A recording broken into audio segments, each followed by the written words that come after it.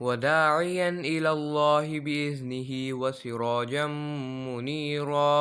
وبشر المؤمنين بأن لهم من الله فضلا كبيرا.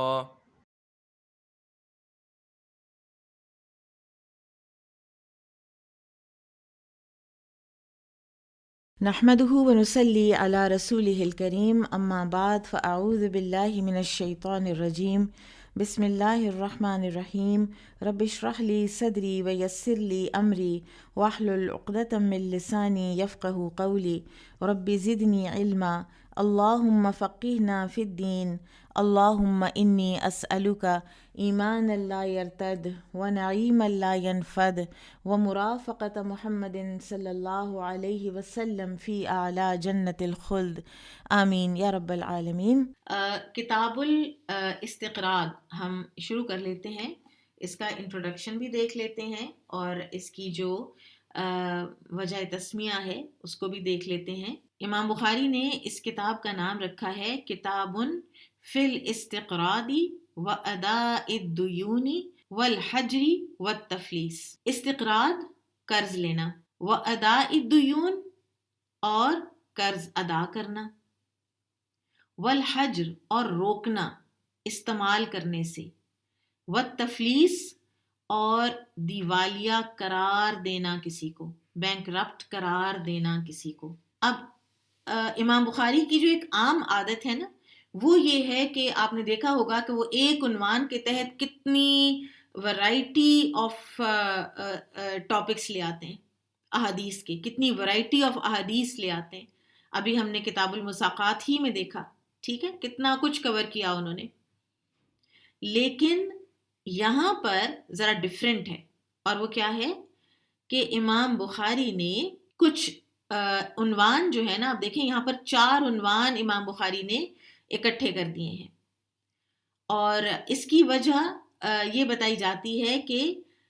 ان عناوین کے تحت ان کو احادیث کم ملی ہیں، تو انہوں نے کیونکہ یہ ملتی جلتی چیزیں ہیں تو ان کو اکٹھا کر دیا ہے، اور یہ 4 چیزیں ہیں استقراض۔ اب گرامر کی کچھ نہ کچھ جن کو ذرا تھوڑی سی فہم اور محبت ہے گرامر سے تو وہ جانتے ہوں گے کہ یہ باب استفعال ہے، ٹھیک ہے، اور استفعال میں طلب ہوتی ہے، تو قرض لینا، طلب کرنا، ادا الدیون یعنی قرض ادا کرنا، حجر روکنا، حاکم وقت کسی شخص کو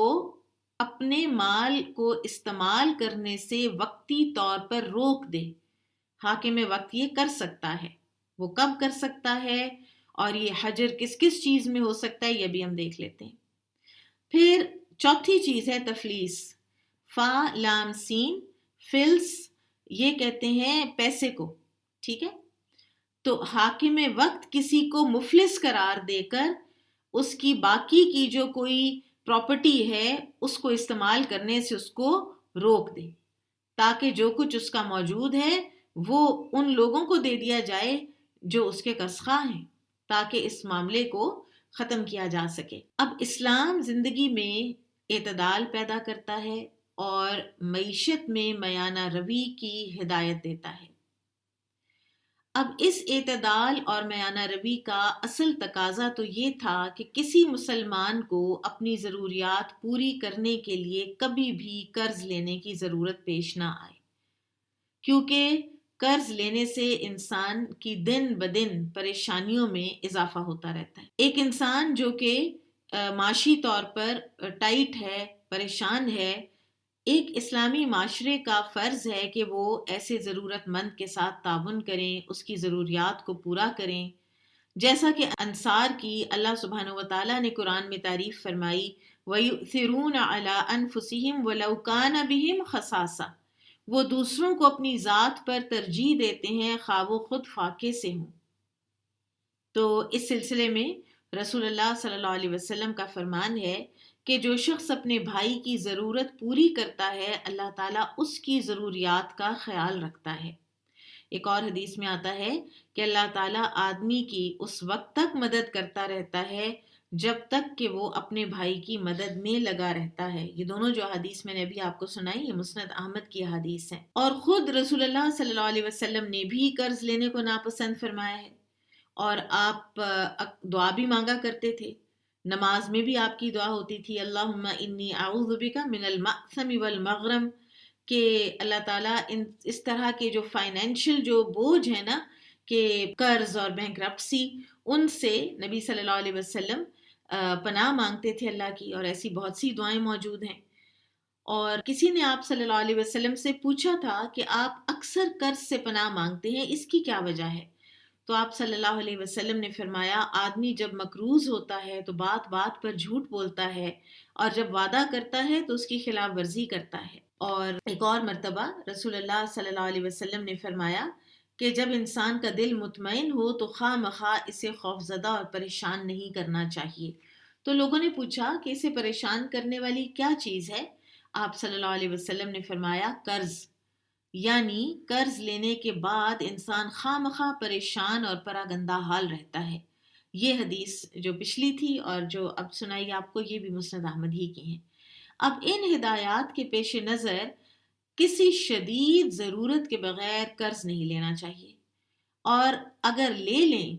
ٹھیک ہے، انسان ہے نا، ایک عالم اسباب میں ہم رہتے ہیں تو ضرورت پڑ بھی سکتی ہے، تو پھر نیت بالکل صاف ہونی چاہیے کہ اس کو جلد از جلد ادا کرنا ہے. اور اگر نیت صاف ہو تو اللہ تعالیٰ اس کی ضرور مدد فرماتے ہیں اور اس کی ادائیگی کا ضرور کوئی نہ کوئی راستہ نکالتے ہیں. نبی صلی اللہ علیہ وسلم نے فرمایا جس شخص نے لوگوں کا مال بطور قرض لیا اور اسے ادا کرنے کا ارادہ بھی کیا تو اللہ تعالیٰ اس کی طرف سے اس کا قرض ادا کر دے گا، یعنی اسے توفیق دے دے گا. مسند احمد کی حدیث ہے. سیدہ عائشہ رضی اللہ تعالیٰ عنہ سے روایت ہے کہ رسول اللہ صلی اللہ علیہ وسلم نے فرمایا جو شخص قرض لیتا ہے اور اس کی ادائیگی کے لیے فکر مند رہتا ہے تو اللہ کی رحمت اس کے شامل حال ہو جاتی ہے. یہ حدیث بھی مسند احمد کی ہے. اور ان روایات سے بالکل واضح طور پر معلوم ہو رہا ہے کہ مقروض انسان کی اگر نیت صاف ہو تو اللہ تعالیٰ اسے قرض واپس کرنے کی توفیق بھی دیتے ہیں اور اس کی مدد بھی کرتے ہیں، اور اللہ کی رحمت اس کے ساتھ رہتی ہے. اور ایسے کوشش کے اور اخلاص سے نیت کے باوجود اگر کوئی انسان مقروض ہی دنیا سے چلا گیا تو قیامت کے دن بھی اللہ تعالیٰ انشاءاللہ اس کے ساتھ رحم و کرم کا معاملہ فرمائیں گے اور اسے لوگوں کے سامنے ذلیل و خوار نہیں کریں گے. اور پھر یہ بھی ہے کہ مقروض کو چاہیے کہ وہ قرض سے پناہ طلب کرتا رہے اور اس کی ادائیگی کے لیے بکثرت دعائیں کرتا رہے، اور امید ہے کہ انشاءاللہ ایسا کرنے سے اللہ تعالیٰ ضرور اس کا بوجھ ہلکا کریں گے. ایک صحابی تھے جو قرض کی وجہ سے بہت پریشان رہتے تھے. انہوں نے سیدنا علی رضی اللہ عنہ سے مدد کی درخواست کی تو انہوں نے فرمایا، علی رضی اللہ عنہ نے، میں تمہیں چند کلمات سکھاتا ہوں جو رسول اللہ صلی اللہ علیہ وسلم نے مجھے پڑھنے کی تلقین کی، اور فرمایا اگر تیرا قرض ایک پہاڑ جتنا بھی ہو، ایک بڑے پہاڑ جتنا بھی ہو تو وہ بھی ادا ہو جائے گا. اور وہ دعا کیا ہے؟ اللہم اکفنی بحلالک عن حرامک واغننی بفضلک عمن سواک. مسند احمد کی حدیث ہے. اور اس کے علاوہ انسان اپنی زبان سے بھی اللہ تعالیٰ کے حضور گریہ اوزاری کر سکتا ہے. دعا کی کوئی تعداد مقرر نہیں، ٹھیک ہے، اور نہ ہی یہ والی دعا جو ہے یہ کسی خاص وقت کے ساتھ مخصوص ہے. مقروض آدمی کو بہرحال چاہیے کہ ہر فرصت میں وہ بکثرت اللہ تعالیٰ سے دعائیں کرے، قبولیت دعا کے اوقات میں دعائیں کرے کہ اللہ تعالیٰ اس کا قرض جو ہے وہ ادا کروا دیں. پھر یہ ہے کہ قرض دار کو چاہیے، یہ بھی مسند احمد کی روایت ہے، یہ جو دعا ہے نا یہ بھی مسند احمد میں ہے. پھر یہ ہے کہ قرض دار کو چاہیے کہ اللہ تعالیٰ جب اس کے مالی حالات اچھے کر دیں تو وہ جلد از جلد اور اچھے طریقے سے، خوش اسلوبی سے، اچھے انداز سے قرض ادا کرے. ارباز بن ساریہ کہتے ہیں کہ میں نے رسول اللہ صلی اللہ علیہ وسلم کو ادھار پر ایک اونٹ دیا. جب میں نے اس کی قیمت کا تقاضا کیا تو آپ نے بڑے اچھے انداز سے اسے ادا فرمایا. ہمارے ہاں تو عموماً اب یہ ہونے لگ گیا ہے کہ اگر کوئی قرض خواہ کوئی قرض واپس مانگ لے، میں جانتی ہوں 2 خواتین کو کہ جنہوں نے بڑی سنسیریٹی کے ساتھ ایک خاتون کو، اور وہ ایک ہیوج قرض تھا جو انہوں نے دیا، ایک ہیوج قرض انہوں نے دیا ہے. اور آج کل جو حالات ہیں وہ یہ ہیں کہ وہ بیچاری دونوں ان کے پیچھے پیچھے ہیں اور وہ خاتون جو ہیں وہ کبھی کوئی جواب دیتی ہیں، کبھی لڑ کے کرتی ہیں، کبھی کچھ کہتی ہیں، کبھی جھوٹ بولتی ہیں، اور وہ آگے آگے ہیں۔ تو انسان کو اگر آپ قرض لیں، ایک تو اشد ضرورت سے لیں، اشد ضرورت نہیں ہے تو خواہشات پوری کرنے کے لیے بالکل مت لیں، اور پھر اگر لیا ہے تو پوری نیک نیتی کے ساتھ اس کو واپس کرنے کی کوشش بھی کریں، دعا بھی کریں۔ اور رسول اللہ صلی اللہ علیہ وسلم کی یہ خصوصی ہدایت ہے کہ لوگوں میں بہتر وہی انسان ہے جو قرض کی رقم خوش اسلوبی سے ادا کرے، اور رسول اللہ صلی اللہ علیہ وسلم نے ایسے شخص کو جنت کی بشارت بھی دی ہے جو فراخ دلی سے تقاضا کرتا ہے اور خوش دلی سے اپنا قرض ادا کرتا ہے۔ یہ مسند احمد کی حدیث ہے۔ پھر یہ کہ مقروض کو چاہیے کہ قرض کی ادائیگی کے وقت قرض خواہ کا شکریہ ادا کرے اور اس کے مال اور اولاد میں برکت کی دعا بھی کرے۔ رسول اللہ صلی اللہ علیہ وسلم نے غزوہ حنین کے موقع پر ایک آدمی سے کچھ قرض لیا اور ادائیگی کے وقت اس کے لیے ان الفاظ میں دعا فرمائی: بارک اللہ لک فی اہلک و مالک۔ اس بندے کا آپ کے اوپر احسان ہے، آپ کی مشکل اس کی وجہ سے ٹلی ہے، اللہ تعالیٰ نے اس کو آپ کے لیے وسیلہ بنایا ہے، تو آپ جب اس کو واپس دیتے ہیں تو اس کی مال اور اولاد میں برکت کی دعا کریں کہ اللہ کرے کہ وہ اوروں کو بھی دے سکے، وہ اوروں کی ضروریات بھی پوری کر سکے۔ پھر آپ صلی اللہ علیہ وسلم نے فرمایا کہ قرض کا حق یہ ہے کہ اسے بر وقت شکریہ کے ساتھ ادا کیا جائے۔ یہ بھی مسند احمد کی حدیث ہے۔ پھر یہ ہے کہ قرض کے اوپر آپ دیکھیں کہ ویسے تو اگر ایک انسان دوسرے کو فار ایگزامپل 1,00,000 روپیہ قرض دیا اور دیتے ہوئے ہی کہہ دیا کہ 6 مہینے بعد جب دو گی تو مجھے 1,20,000 چاہیے، تو یہ تو سود ہے، ٹھیک ہے۔ لیکن 6 مہینے کے بعد جو واپس دینے والی خاتون ہے وہ اپنے دل کی خوشی سے کسی کنڈیشن، کسی سابقہ شرط کے بغیر ساتھ کوئی تحفہ یا کوئی اضافی رقم دے دیتی ہیں تو اس میں کوئی قباحت نہیں ہے۔ جابر رضی اللہ عنہ فرماتے ہیں کہ میرا کچھ قرض رسول اللہ صلی اللہ علیہ وسلم کے ذمے تھا، آپ نے وہ بھی ادا کیا اور مجھے کچھ مزید رقم بھی دی۔ اور پھر یہ ہے کہ مقروض کو چاہیے کہ جان بوجھ کر ٹال مٹول سے کام نہ لے۔ وہ دے سکتا ہے، پیسے آ گئے ہیں، اس کے باوجود قرض وہ نہیں اتار رہا، اس کو ایسا ہرگز نہیں کرنا چاہیے۔ آپ صلی اللہ علیہ وسلم نے فرمایا، اور یہ مسند احمد کی حدیث ہے، کہ ادائیگی پر قدرت رکھتے ہوئے مقروض کا ٹال مٹول کرنا اس کی بے عزتی اور اسے قید کر دینے کو حلال کر دیتا ہے۔ یعنی ایسے مقروض کو تو بے عزت بھی کیا جا سکتا ہے اور اس کو قید بھی کیا جا سکتا ہے کہ کیوں نہیں تم واپس دے رہے جب تمہارے پاس پیسے ہیں۔ اور ایسی ہی حالت میں اگر انسان کو موت آ گئی تو آپ دیکھیے کہ اللہ کے حضور کتنی یہ سنگینی کا معاملہ ہے۔ آپ صلی اللہ علیہ وسلم نے فرمایا: ابن آدم کی جان قرض کی وجہ سے معلق رہتی ہے یہاں تک کہ اسے ادا کر دیا جائے۔ مسند احمد۔ اسی طرح سے رسول اللہ صلی اللہ علیہ وسلم نے ایک دن نماز فجر کے بعد فرمایا: فلاں قبیلے کا کوئی شخص ادھر موجود ہے؟ تو لوگوں نے کہا کہ جی ہاں موجود ہیں۔ تو آپ نے فرمایا: تمہارے ساتھی کو، یعنی کوئی جو اس قبیلے کا آدمی فوت ہو چکا تھا، تمہارے ساتھی کو اس کے ذمے قرض کی بنا پر جنت کے دروازے پر روک لیا گیا ہے، لہٰذا اس کی ادائیگی کا بندوبست کرو۔ مسند احمد۔ اسی طرح سے ایک شخص رسول اللہ صلی اللہ علیہ وسلم کے پاس آیا اور عرض کرنے لگا: اے اللہ کے رسول، اگر میں اللہ کی راہ میں شہید ہو جاؤں تو مجھے کیا ملے گا؟ آپ صلی اللہ علیہ وسلم نے فرمایا: تجھے جنت ملے گی۔ جب وہ یہ بات سن کر واپس چلا گیا تو آپ نے اسے دوبارہ بلا کر فرمایا: جبرائیل علیہ السلام نے ابھی ابھی میرے کان میں کہا ہے کہ ایسے حالات میں بھی قرض معاف نہیں ہوگا۔ پھر اسی طرح سے آپ صلی اللہ علیہ وسلم نے فرمایا کہ قرض نصف صدقے کے قائم مقام ہے۔ مسند احمد۔ یعنی جتنی رقم قرض دی ہے، قرض دینے والے کو اتنا ثواب ملے گا گویا کہ اس سے آدھی، یعنی 1,00,000 قرض دیا ہے تو within that time period 50,000 کے صدقے کا روزانہ ثواب ملے گا۔ بریدہ اسلمی رضی اللہ عنہ کہتے ہیں کہ رسول اللہ صلی اللہ علیہ وسلم نے فرمایا کہ جو انسان کسی تنگ دست مقروض کو مہلت دے دیتا ہے اسے ہر روز اتنی ہی رقم صدقہ کرنے کا ثواب ملتا ہے جتنی اس نے قرض دی ہے۔ پھر آپ صلی اللہ علیہ وسلم نے فرمایا: جو کسی مفلوک الحال کو اس کے حالات درست ہونے تک مہلت دیتا ہے اسے ہر روز قرض سے 2 گنا رقم صدقہ کرنے کا ثواب ملتا ہے۔ یعنی اگر ایک مدت گزر گئی ہے اور پھر بھی وہ اس کو نہیں پوچھ رہا تو 1,00,000 کی بجائے روزانہ 2,00,000 کے صدقے کا ثواب ملے گا۔ تو وہ کہتے ہیں کہ اس پر میں نے سوال کیا کہ آپ نے اس قدر ثواب کی کمی بیشی کیوں کر بیان فرمائی ہے؟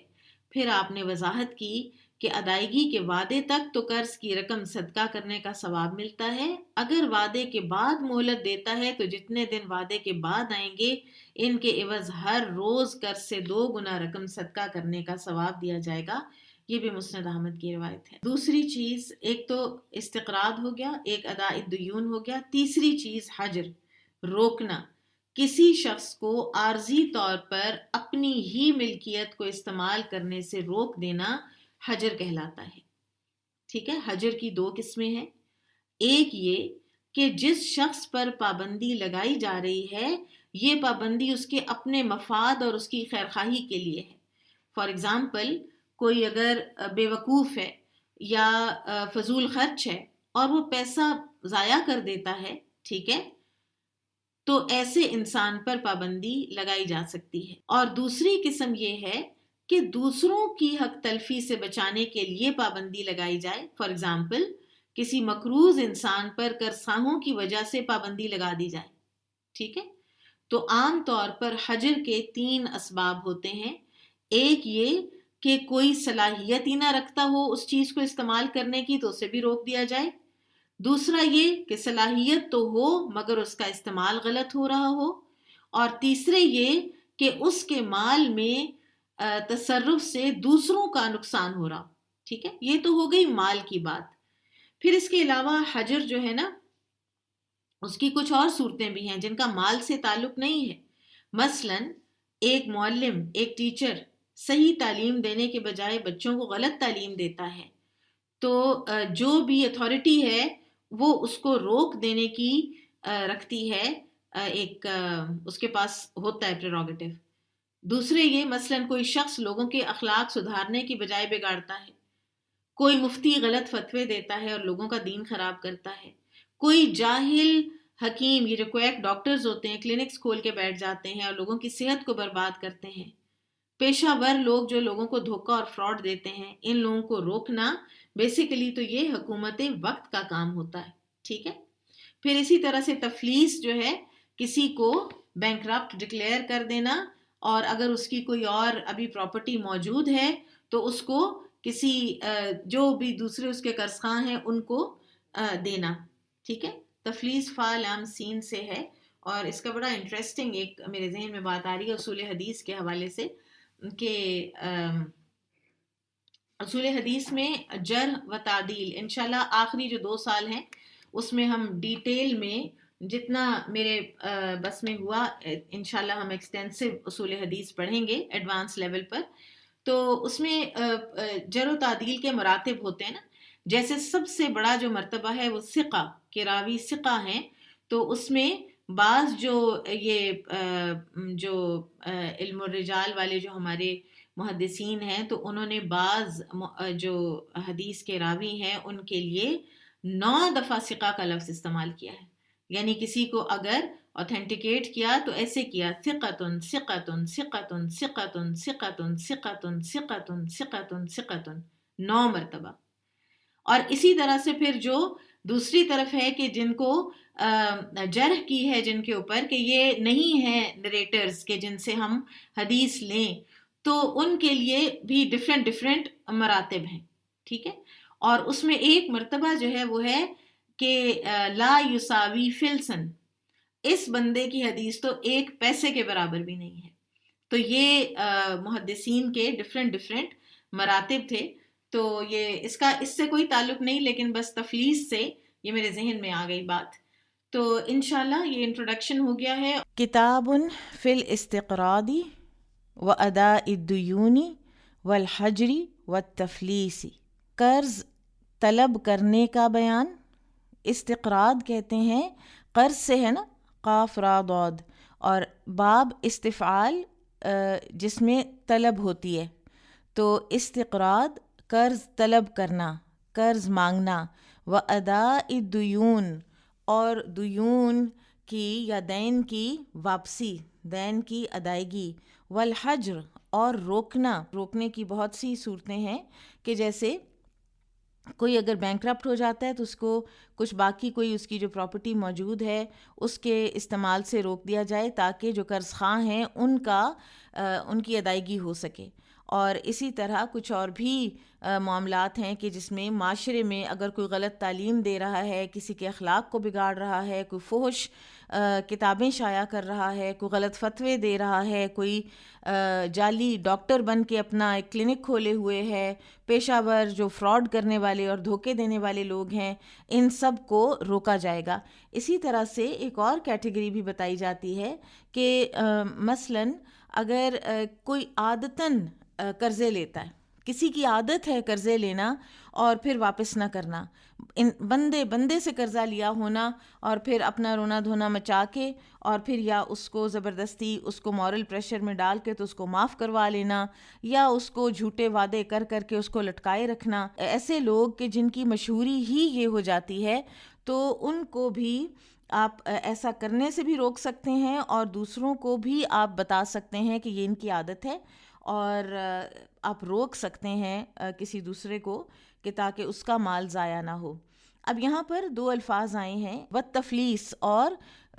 مفلس ہو جانا، بینک رپٹ ہو جانا. تو ان کے بارے میں جو احادیث امام بخاری کو ملیں، اپنی جو سٹینڈرڈ تھا احادیث کا اس کے مطابق وہ انہوں نے یہاں پر اکٹھی کی ہیں. پیچھے ہم نے یہ بات بھی ذکر کی تھی کہ یہاں پر امام بخاری رحمہ اللہ نے 4 ٹاپکس جو ہیں وہ اکٹھے کر دیے ہیں. تو قرض اور دین، کیا قرض اور دین میں کوئی فرق بھی ہے یا یہ ایک ہی لفظ ہیں؟ تو لغوی طور پر قرض اور دین میں تھوڑا سا فرق بتایا جاتا ہے،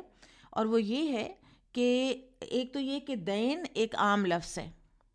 ٹھیک ہے، اور قرض دین ہی کی ایک قسم ہے. اور دوسرے یہ بتایا جاتا ہے کہ قرض وہ ہے کہ جس میں کوئی مدت مقرر نہ کی جائے. فار ایگزامپل اب فرینڈز میں یا بھائی بہنوں میں بعض اوقات یہ ہوتا ہے کہ جب مجھ سے ہو سکا میں دے دوں گی، یا دینے والا بھی کہتا ہے کہ جب آپ سے ہو سکا آپ دے دیجیے گا، ٹھیک ہے. تو یہ قرض ہے. اور دوسری دین جو ہے وہ ہوتا ہے کہ جس میں ایک وقت مقرر ہوتا ہے اور اس پر دونوں فریقین جو ہیں مقروض اور قرض خواہ دونوں اس کے اوپر متفق ہوتے ہیں کہ میں نے فار ایگزامپل 6 مہینے بعد دے دینا ہے، میں نے انسٹالمنٹ دینی ہے، انسٹالمنٹس میں میں نے قرض واپس کرنا ہے. تو اسی لیے جو علماء ہیں وہ یہ کہتے ہیں کہ جب کوئی انسان بینک سے کوئی چیز لیتا ہے نا لون کے طور پر، تو اس کو یہ نہیں کہنا چاہیے کہ میں نے بینک سے قرض لیا ہے، اس کو اصولاً کہنا چاہیے کہ میں نے بینک سے دین لیا ہے، اس لیے کہ اس کی تو ایک مدت مقرر ہوتی ہے نا. قرض وہ ہے کہ جو عام طور پر لوگ ایک دوسرے کو دے لیتے ہیں اور خیر خواہی اور خیر سگالی کے جذبے کے تحت وہ کہتے ہیں کہ اچھا ٹھیک ہے جب دے سکو دے دینا. باب من اشترى بالدین، جس نے ادھار کوئی چیز خریدی، ولیس عندہ ثمنہ، اور اس کے پاس اس کی قیمت نہیں ہے، او لیس بحضرتہ، یا اس کے پاس اس وقت اس کی قیمت موجود نہیں ہے. تو کیا ایسا کرنا جائز ہے؟ قال حدثنا محمد بن یوسف هو البیکندی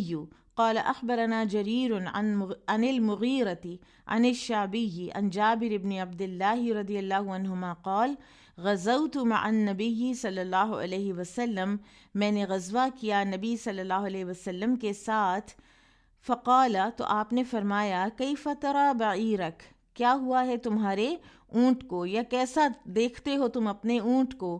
اتبیعہ، کیا تم اس کو مجھے بیچ دو گے؟ قلت نعم، میں نے کہا ہاں. فبعتہ ایاہ، تو میں نے وہ اونٹ آپ کو دے دیا، بیچ دیا. فلما قدم المدینۃ، پھر جب آپ صلی اللہ علیہ وسلم پہنچے، تشریف لائے مدینہ واپس، غدوت الیہ بالبعیر، تو میں آپ کی خدمت میں حاضر ہوا اونٹ لے کر. فاعطانی ثمنہ، تو آپ صلی اللہ علیہ وسلم نے مجھے اس کی قیمت ادا کر دی. یہ حدیث بار بار صحیح بخاری میں آتی ہے اور مختلف اس سے امام بخاری نے ڈرائیو کی ہیں مسائل، اور اس کی پوری جو ڈیٹیل ہے وہ پیچھے گزر چکی ہے. اور یہاں پر نبی صلی اللہ علیہ وسلم نے جو یہ فرمایا ہے نا کہ یہ جو بات ہے نا کہ ان الرسول علیہ الصلاۃ والسلام اشترى بالدین ولیس عنده ثمن، اور آپ کے پاس اس وقت اس کی قیمت نہیں تھی، ٹھیک ہے. تو یہ پوری حدیث اس کی شاہد ہے، اس بات کی شاہد ہے. امام بخاری نے جو ترجمۃ الباب باندھا ہے نا، اس کو اس لیے اس حدیث کو یہاں لائے ہیں کہ نبی صلی اللہ علیہ وسلم کے پاس اس وقت جب وہ سفر میں تھے تو پیسے نہیں تھے، اور آپ صلی اللہ علیہ وسلم نے اونٹ خرید لیا، اور اونٹ کی جو ساری وہ تھی کہ اچھا ٹھیک ہے تم اس کے اوپر سوار ہو لو مدینہ پہنچنے تک. اب وہ اونٹ نبی صلی اللہ علیہ وسلم کا ہو گیا تھا، اور قیمت کب ادا کی؟ جب مدینہ پہنچے. تو ایسا کرنا جائز ہے، مدینہ میں قیمت موجود تھی، آپ کے پاس تھی، ٹھیک ہے. قال حدثنا معل بن اسد قال حدثنا عبد الواحد قال حدثنا الاعمش قال تذاکرنا عند ابراہیم الرہن فی السلم، ہم نے ذکر کیا ابراہیم نخعی کے پاس بیت سلم میں رہن کا، ٹھیک ہے. فقال، تو انہوں نے کہا، حدثنی الاسود عن عائشہ رضی اللہ عنہا ان النبی صلی اللہ علیہ وسلم، کہ نبی صلی اللہ علیہ وسلم نے اشترا طعامن، خریدا کچھ کھانا، من یہودی، ایک یہودی سے، الی اجل، ایک معین مدت کے لیے ادھار پر، ورہنہ درعا من حدید، اور جو رہن رکھی انہوں نے اپنی زرہ جو کہ لوہے کی تھی. تو رہن رکھنا بھی جائز ہے، ٹھیک ہے. اور اسی طرح سے بیت سلم آپ کو یاد ہوگا کہ ایڈوانس پیمنٹ کو بھی کہتے ہیں. تو نبی صلی اللہ علیہ وسلم نے رہن میں زرہ رکھوائی، ادھر سے جو لیے اور اپنے گھر والوں کا نان نفقہ دیا کھانے کے لیے. اور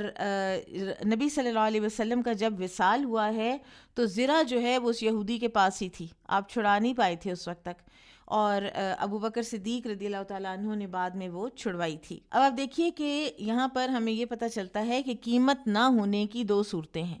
میں ایک پین خریدنا چاہتی ہوں لیکن میرے پاس پیسے نہیں ہیں. پیسے نہ ہونے کی دو صورتیں ہیں. ایک تو یہ صورت ہے کہ میرے پاس پیسے ہیں ہی نہیں، نہ میری جیب میں ہے نہ میرے گھر میں ہے، ٹھیک ہے. تو ایسی صورت میں بھی اگر مجھے وہ ضرورت ہے اس پین کی، ٹھیک ہے، اشیاء ضروریہ خریدنی چاہیے. ویسے انسان کو بلا وجہ مقروض نہیں ہوتے رہنا چاہیے کہ میں اب کپڑے خرید لوں اور میں ذرا جیولری تو لے آؤں تو میں بعد میں پیسے دے دوں گی. آپ دیکھیں کہ یہ ایک ایسی صورت ہے کہ جو انسان کو مقروض سے مقروض تر کرتی چلی جاتی ہے، اور خصوصاً کریڈٹ کارڈز جو ہیں وہ اس چیز میں بہت برا رول پلے کرتے ہیں بعض اوقات، ٹھیک ہے. اچھا، دوسری جو ہے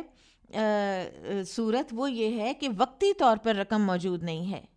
وقتی طور پر موجود نہیں ہے، گھر میں موجود ہے، بینک میں موجود ہے، لیکن ابھی میں نکلوا نہیں سکتی. تو وہ کہتا ہے کہ آپ لے جائیں، وہ شاپ کیپر کہتا ہے آپ لے جائیں، تو پیسے آپ بعد میں دے دیجیے گا. میں اس کو چاہے تو سائن کر کے دے آؤں، چاہے تو میں کوئی اس کو رہن دے دوں چیز، ٹھیک ہے، اپنی کوئی گھڑی اتار کے دے دوں اس کو، اور کہوں کہ جب میں تمہیں پیسے دوں گی تو گھڑی واپس کر دینا. یہ بھی ہو سکتا ہے کہ وہ کہے کہ مجھے گھڑی رکھنے کی ضرورت نہیں ہے، مجھے آپ پہ ٹرسٹ ہے، آپ کل لے آئیے گا پیسے، اور یہ بھی کیا جا سکتا ہے، ٹھیک ہے. اور اس میں پھر جو انسان نیت رکھتا ہے قیمت کو ادا کرنے کی، تو ایسے میں تو یہ درست ہے. لیکن اگر کسی کی نیت میں فطور ہے کہ میں لے تو جاؤں نا، تو پھر کل کس نے دیکھا ہے تو میں نہ بھی واپس کروں تو خیر ہے، اس نے نہ کوئی رسید لی، نہ اس نے کوئی، یہ تو میرا پیچھا بھی نہیں کر سکتا، تو ایسے شخص کے لیے پھر خرید و فروخت کرنا درست نہیں ہے. باب من اخذ اموال الناس یرید اداءها و اتلافها، جس نے لیا لوگوں کا مال اور وہ چاہتا ہے، یعنی نیت رکھتا ہے کہ وہ ادا کر دے گا اس کو، یا وہ نیت رکھتا ہے کہ وہ اس کو ضائع کر دے گا، میننگ کہ وہ اس کو ہڑپ کر جائے گا، اس کی واپس کرنے کی نیت ہی کوئی نہیں ہے. قال حدثنا عبد العزیز ابن عبد اللہ الاویسی قال حدثنا سلیمان بن بلال عن ثور بن زید عن ابی الغیث عن ابی ہریرہ رضی اللہ عنہ عن النبی صلی اللہ علیہ وسلم قال من اخذ اموال الناس، جو لیتا ہے لوگوں کے مال، یرید اداءها، وہ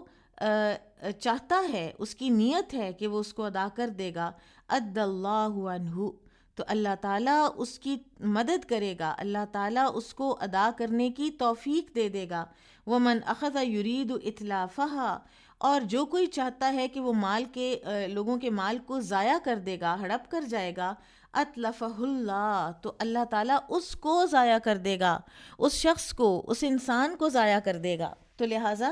اللہ تعالیٰ کا جو معاملہ ہے نا اپنے بندوں کے ساتھ، وہ انسانوں کی نیت کے مطابق ہوتا ہے۔ اگر وہ نیت رکھتے ہیں تو انہیں دنیا اور آخرت دونوں میں اس کا پھل ملتا ہے، اور اگر کسی کی نیت میں فساد ہے، فتور ہے، تو اسے اس کی بدنیتی کی وجہ سے برے اثرات سے دوچار بھی کر دیتا ہے۔ جو انسان کسی سے کوئی چیز لیتا ہے یا کوئی نقد رقم لیتا ہے اور اس کی نیت ادا کرنے کی ہوتی ہے، تو اس کی ادائیگی کے لیے اللہ تعالیٰ دنیا ہی میں کوئی نہ کوئی سبب ضرور پیدا کر دیتے ہیں، اور یا پھر اگر وہ مقروض ہی چلا جاتا ہے دنیا سے، تو اس کو تو یعنی نیت تو تھی اس کی دینے کی، اور پھر آخرت میں اللہ تعالیٰ قرض خواہ کو انعامات دے کر اور اس کو خوش کر دے گا، اور مقروض کو لوگوں کے سامنے رسوا نہیں کرے گا۔ اور اس کے برعکس اگر کسی کی نیت ہی نہ ہو ادا کرنے کی، تو اللہ تعالیٰ ایسے لوگوں کی دنیا ہی میں ساکھ خراب کر دیتے ہیں۔ ایسے انسان سے کوئی معاملہ ہی نہیں کرتا، وہ تو خود منہ چھپاتے پھرتے ہیں۔ آپ دیکھیں کہ ایک بہت ہی کبھی صورت ہے، بہت ہی بدصورت ایک ایگزامپل ہے اس کیس کی، لوگوں کے پیسے کھا جانے کی، اور نیت ہی لوگوں کے پیسے کھا جانے کی ہو، وہ ہے بہت یہ جو ایک ہائی کلاس کی جو خواتین اور پوش علاقوں میں ان کے گھر، اور وہ کمیٹیاں ڈال لیتی ہیں، اور پہلی کمیٹی خود رکھ لیتی ہیں اور پھر غائب ہو جاتی ہیں، یا 2-3 مہینے لیتی رہتی ہیں کمیٹیاں، نیکسٹ جن کی ہوتی ہے وہ ان کے گھروں کے اس طرح چکر لگا رہے ہوتے ہیں کہ جیسے وہ مجرم ہیں، جنہوں نے پیسے دیے ہوئے ہیں وہ مجرم ہیں، اور وہ ملتی ہی نہیں ہیں، وہ کہیں ملک سے باہر چلی جاتی ہیں۔ تو یہ، اور پھر ان سے کوئی ملنا بھی پسند نہیں کرتا۔ ایک خاتون کے بارے میں مجھے کسی نے بتایا کہ وہ شادی پر وہ تھیں، تو میں نے کہا ان کو ایک دیکھا تھا، اب وہ نظر نہیں آ رہی، تو دوسری نے کہا وہ لوگوں سے چھپتی پھر رہی ہے، کسی کو دیکھ لیا ہوگا جس کے اس نے پیسے کھائے ہوئے ہیں۔ تو یہ جو ساکھ ہے، وہ تو کوئی سلام لینے کے وہ قابل نہیں رہتے ایسے لوگ، اور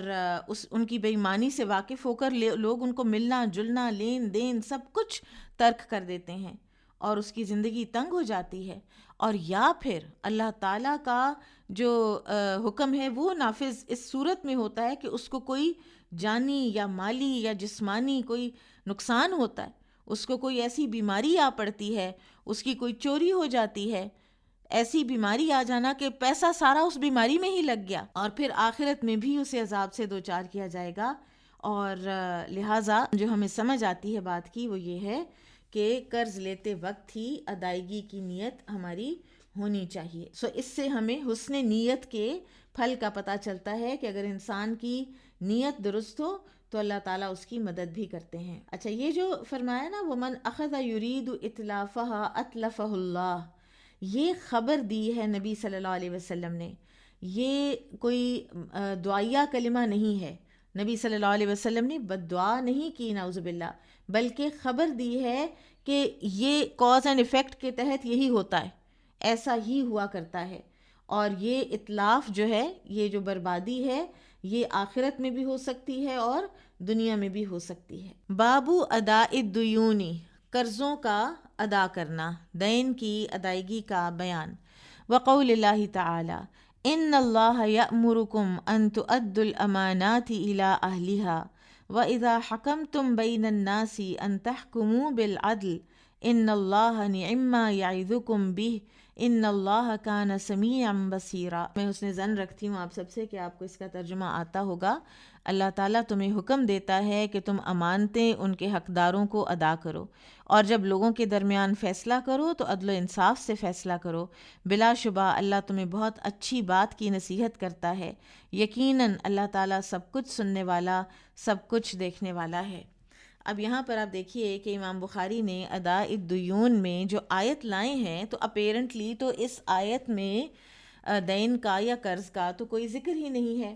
لیکن یہاں پر جو ذکر ہے نا وہ ہے امانت کا، ٹھیک ہے۔ اچھا، اس آیت کو پہلے تھوڑا دیکھ لیتے ہیں. ان اللہ یأمرکم، اللہ تمہیں حکم دیتا ہے. اب یہاں پر یہ بھی تو ہو سکتا تھا نا کہ اللہ تعالیٰ فرماتے انی آمرکم، میں تمہیں حکم دیتا ہوں. اور یا ایھا الذین آمنوا ادوا الامانات الی اہلھا، یہ بھی ہو سکتا تھا. لیکن یہ جو انداز بیان یہاں اختیار کیا گیا ہے، یہ نمبر 1 تعظیم العامر، یعنی حکم دینے والے کی تعظیم اس میں ہے. کہ یعنی جیسے ایک بادشاہ کہتا ہے نا اپنے آپ کے بارے میں، تمہارا بادشاہ تمہیں یہ حکم دیتا ہے، ٹھیک ہے. اور دوسرا ہوتا ہے کہ میں تمہیں یہ حکم دیتا ہوں. تو اس سینٹنس میں نا تھوڑی کمزوری آ جاتی ہے. اور دوسرے سینٹنس میں جیسے یہاں پر استعمال ہوا ہے، یہ عربی زبان کا ایک اسلوب بھی ہے نا. اچھا، پھر اسی طرح سے تعظیم و امر الامانہ بھی ہے اس میں، کہ جو امانت کی ادائیگی کا جو حکم ہے اس کی بھی تعظیم ہے. یعنی اللہ وہ بڑی ہستی، وہ تمہیں اتنے بڑے اور اتنے ایک آنریبل کام کا حکم دیتا ہے. اور یہاں پر ایک عربی کا ایک مقولہ ہے، من اعطاک دینا فقد ائتمنک، جس کو تو نے کوئی دین یعنی کوئی قرض دیا تو تو نے بیسکلی اس کو امانت سپرد کی ہے. ٹھیک ہے، جو کوئی مجھے قرض دیتا ہے بیسیکلی وہ مجھے ایک امانت سپرد کرتا ہے. تو اس لیے امام بخاری یہاں پر امانت کی والی حدیث لا کر قرض اور دین کو بھی اسی کے اندر ہی شامل کر رہے ہیں.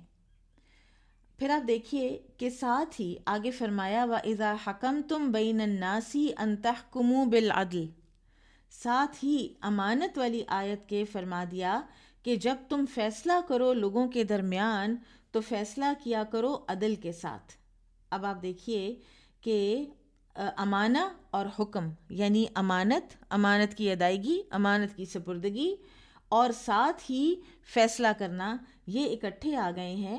پہلا جو حکم ہے نا ان تؤدوا الامانات الی اہلھا، یہ ہے عوام الناس کے لیے، میرے آپ کے لیے، ہر انسان کے لیے. اور وَإِذَا حَكَمْتُمْ بَيْنَ النَّاسِ أَن تَحْكُمُوا بِالْعَدْلِ، یہ اس کے لیے ہے کہ جو فیصلہ کرنے کے مرتبے پر فائز ہے. وہ حکمران بھی ہو سکتا ہے، وہ قاضی بھی ہو سکتا ہے، جج بھی ہو سکتا ہے. ٹھیک ہے، تو کیونکہ اگر امانتوں کی ادائیگی نہیں ہوگی اور اگر قرضے اپنے وقت پر ادا نہیں ہوں گے یا کوئی کسی دوسرے کا مال ہڑپ کر جائے گا تو پھر کیا ہوگا؟ پھر جھگڑے ہوں گے تو حکمرانوں تک یا کورٹس تک پہنچیں گے، قاضیوں تک پہنچیں گے. تو پھر اللہ تعالیٰ نے ساتھ ہی فرما دیا کہ تمہارے پاس ایسا جب بھی کوئی جھگڑا آئے تو تم نے کیا کرنا ہے؟ تم نے فیصلہ بہت عدل و انصاف کے ساتھ کرنا ہے. ٹھیک ہے، اور امانت کی ادائیگی ہی کا یہ ایک اس کے حوالے سے حکم ہے کہ ان یحکموا بالعدل. اور عدل سے ہم بعض اوقات تھوڑا سا مس انڈرسٹینڈ کر جاتے ہیں کہ عدل کیا ہوتا ہے نا. عدل ہوتا ہے جسٹس. عدل از ناٹ ایکوالٹی. ایکوالٹی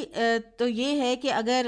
ایک بندے نے دوسرے کا 10,000 دینا ہے تو وہ نہیں دے رہا تو وہ جج کے پاس آتا ہے تو جج 5,000 ایک کو دلوا دیتا ہے اور 5,000 اس کو دوسرے کو دلوا دیتا ہے. برابری نہیں ہے. عدل از جسٹس، کہ جس کے پیسے ہیں اس کو پورے کے پورے ملیں، چاہے غریب سے امیر کو دلوانے ہیں. اگر وہ امیر آدمی کسی بھی وجہ سے اپنا قرض معاف کرنے کو تیار نہیں ہے تو اس کو پریشرائز نہیں کیا جا سکتا، اس کو برا نہیں بنایا جا سکتا. ہمارے ہاں یہ بھی بڑا پرابلم ہے، یہ بھی ایشو ہے کہ اگر کوئی اپنا قرض واپس مانگنے کے کوشش کرے تو باقاعدہ اس کو برا بھلا کہا جاتا ہے اور باقاعدہ اس کو ایسا باتیں کی جاتی ہیں کہ وہ بیچارہ ڈر کے گھر ہی بیٹھ جاتا ہے کہ اس سے تو بہتر ہے کہ میں اپنی عزت ہی بچاؤں. اور پھر یہ ہے کہ یہ جو آیت ہے نا، یہ ہر قسم کی امانت اس میں شامل ہے. صرف پیسوں کی بات نہیں ہے، یہ چیزوں کی بات نہیں ہے. اس میں حقوق اللہ بھی ہو سکتے ہیں، جیسے نماز، روزہ، اور اسی طرح سے حقوق العباد بھی ہو سکتے ہیں، جیسے قرض، جیسے ودیعت، یا کوئی بھی اور ایسی ذمہ داری، کوئی اتھارٹی جو کسی کو دی جاتی ہے تو اس کو بھی اگر دنیا میں ادا نہیں کیا جائے گا پوری طرح تو قیامت کے دن اس کا حساب ہوگا اور اپنی نیکیاں دے کر دوسروں کی برائیاں اپنے کھاتے میں ڈلوانی پڑیں گی، جو کہ ایک بہت ہی بڑا خسارہ ہے. بہت بڑا غبن ہے۔ قال حدثني أحمد بن يونس قال حدثنا أبو شهاب عن الأعمش عن زيد بن وهب عن أبي ذر رضي الله عنه قال كنت مع النبي صلی اللہ علیہ وسلم۔ ابو ذر رضی اللہ تعالیٰ عنہ کہتے ہیں کہ میں نبی صلی اللہ علیہ وسلم کے ساتھ تھا۔ فلما ابصر، تو جب آپ نے دیکھا، یعنی احدن، احد کی جانب، یعنی آپ نے احد پہاڑ کی طرف دیکھا، اور احد ایک بڑا پہاڑ ہے، پہاڑی ایک چھوٹا سا سلسلہ ہے، وہ باقاعدہ کوئی ایک پہاڑ نہیں ہے۔ قال، اور پھر فرمایا، ما احب، نہیں میں پسند کرتا، انہ یحول لی، کہ اس کو تبدیل کر دیا جائے میرے لیے، ذہباً، سونے میں، یعنی پورا یہ جو احد ہے نا یہ گولڈ کا بن جائے، تو یمکث عندی، تو یہ ٹھہرا رہے، یہ باقی رہے میرے پاس، منہ، اس میں سے، دینار، ایک دینار بھی، فوق 3، 3 دن سے زیادہ، پورا احد سونے جتنا بن جائے، میری ملکیت ہو جائے، تو میں نہیں پسند کرتا کہ 3 دن سے زیادہ میرے پاس یہ پڑا رہے، یعنی میں دے دوں گا۔ الا دینارن، مگر وہ دینار، ارصدہ لدین، جس کو میں قرض کی ادائیگی کے لیے رکھ لوں، یعنی کوئی قرض ہو تو پھر میں اتنا سونا رکھ لوں گا، باقی میں سارا دے دوں گا، باقی جتنا میں رکھوں گا وہ بھی قرض کی ادائیگی کے لیے ہوگا۔ ثم قال، پھر آپ صلی اللہ علیہ وسلم نے فرمایا، یہ بڑی ڈرا دینے والی حدیث ہے، ان الاکثرین هم الاقلون، بہت سے، بے شک بہت سے، کثرت والے وہی قلت والے ہوں گے، یعنی دنیا میں جن کو اللہ تعالیٰ نے بہت کچھ دے رکھا ہے، تو قیامت کے دن کیونکہ انہوں نے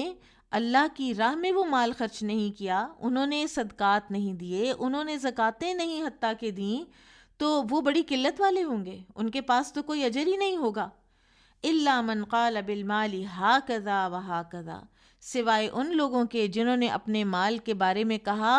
ادھر اور ادھر، ایسے اور ایسے، یعنی جس انسان نے خرچ کیا اپنے مال کو۔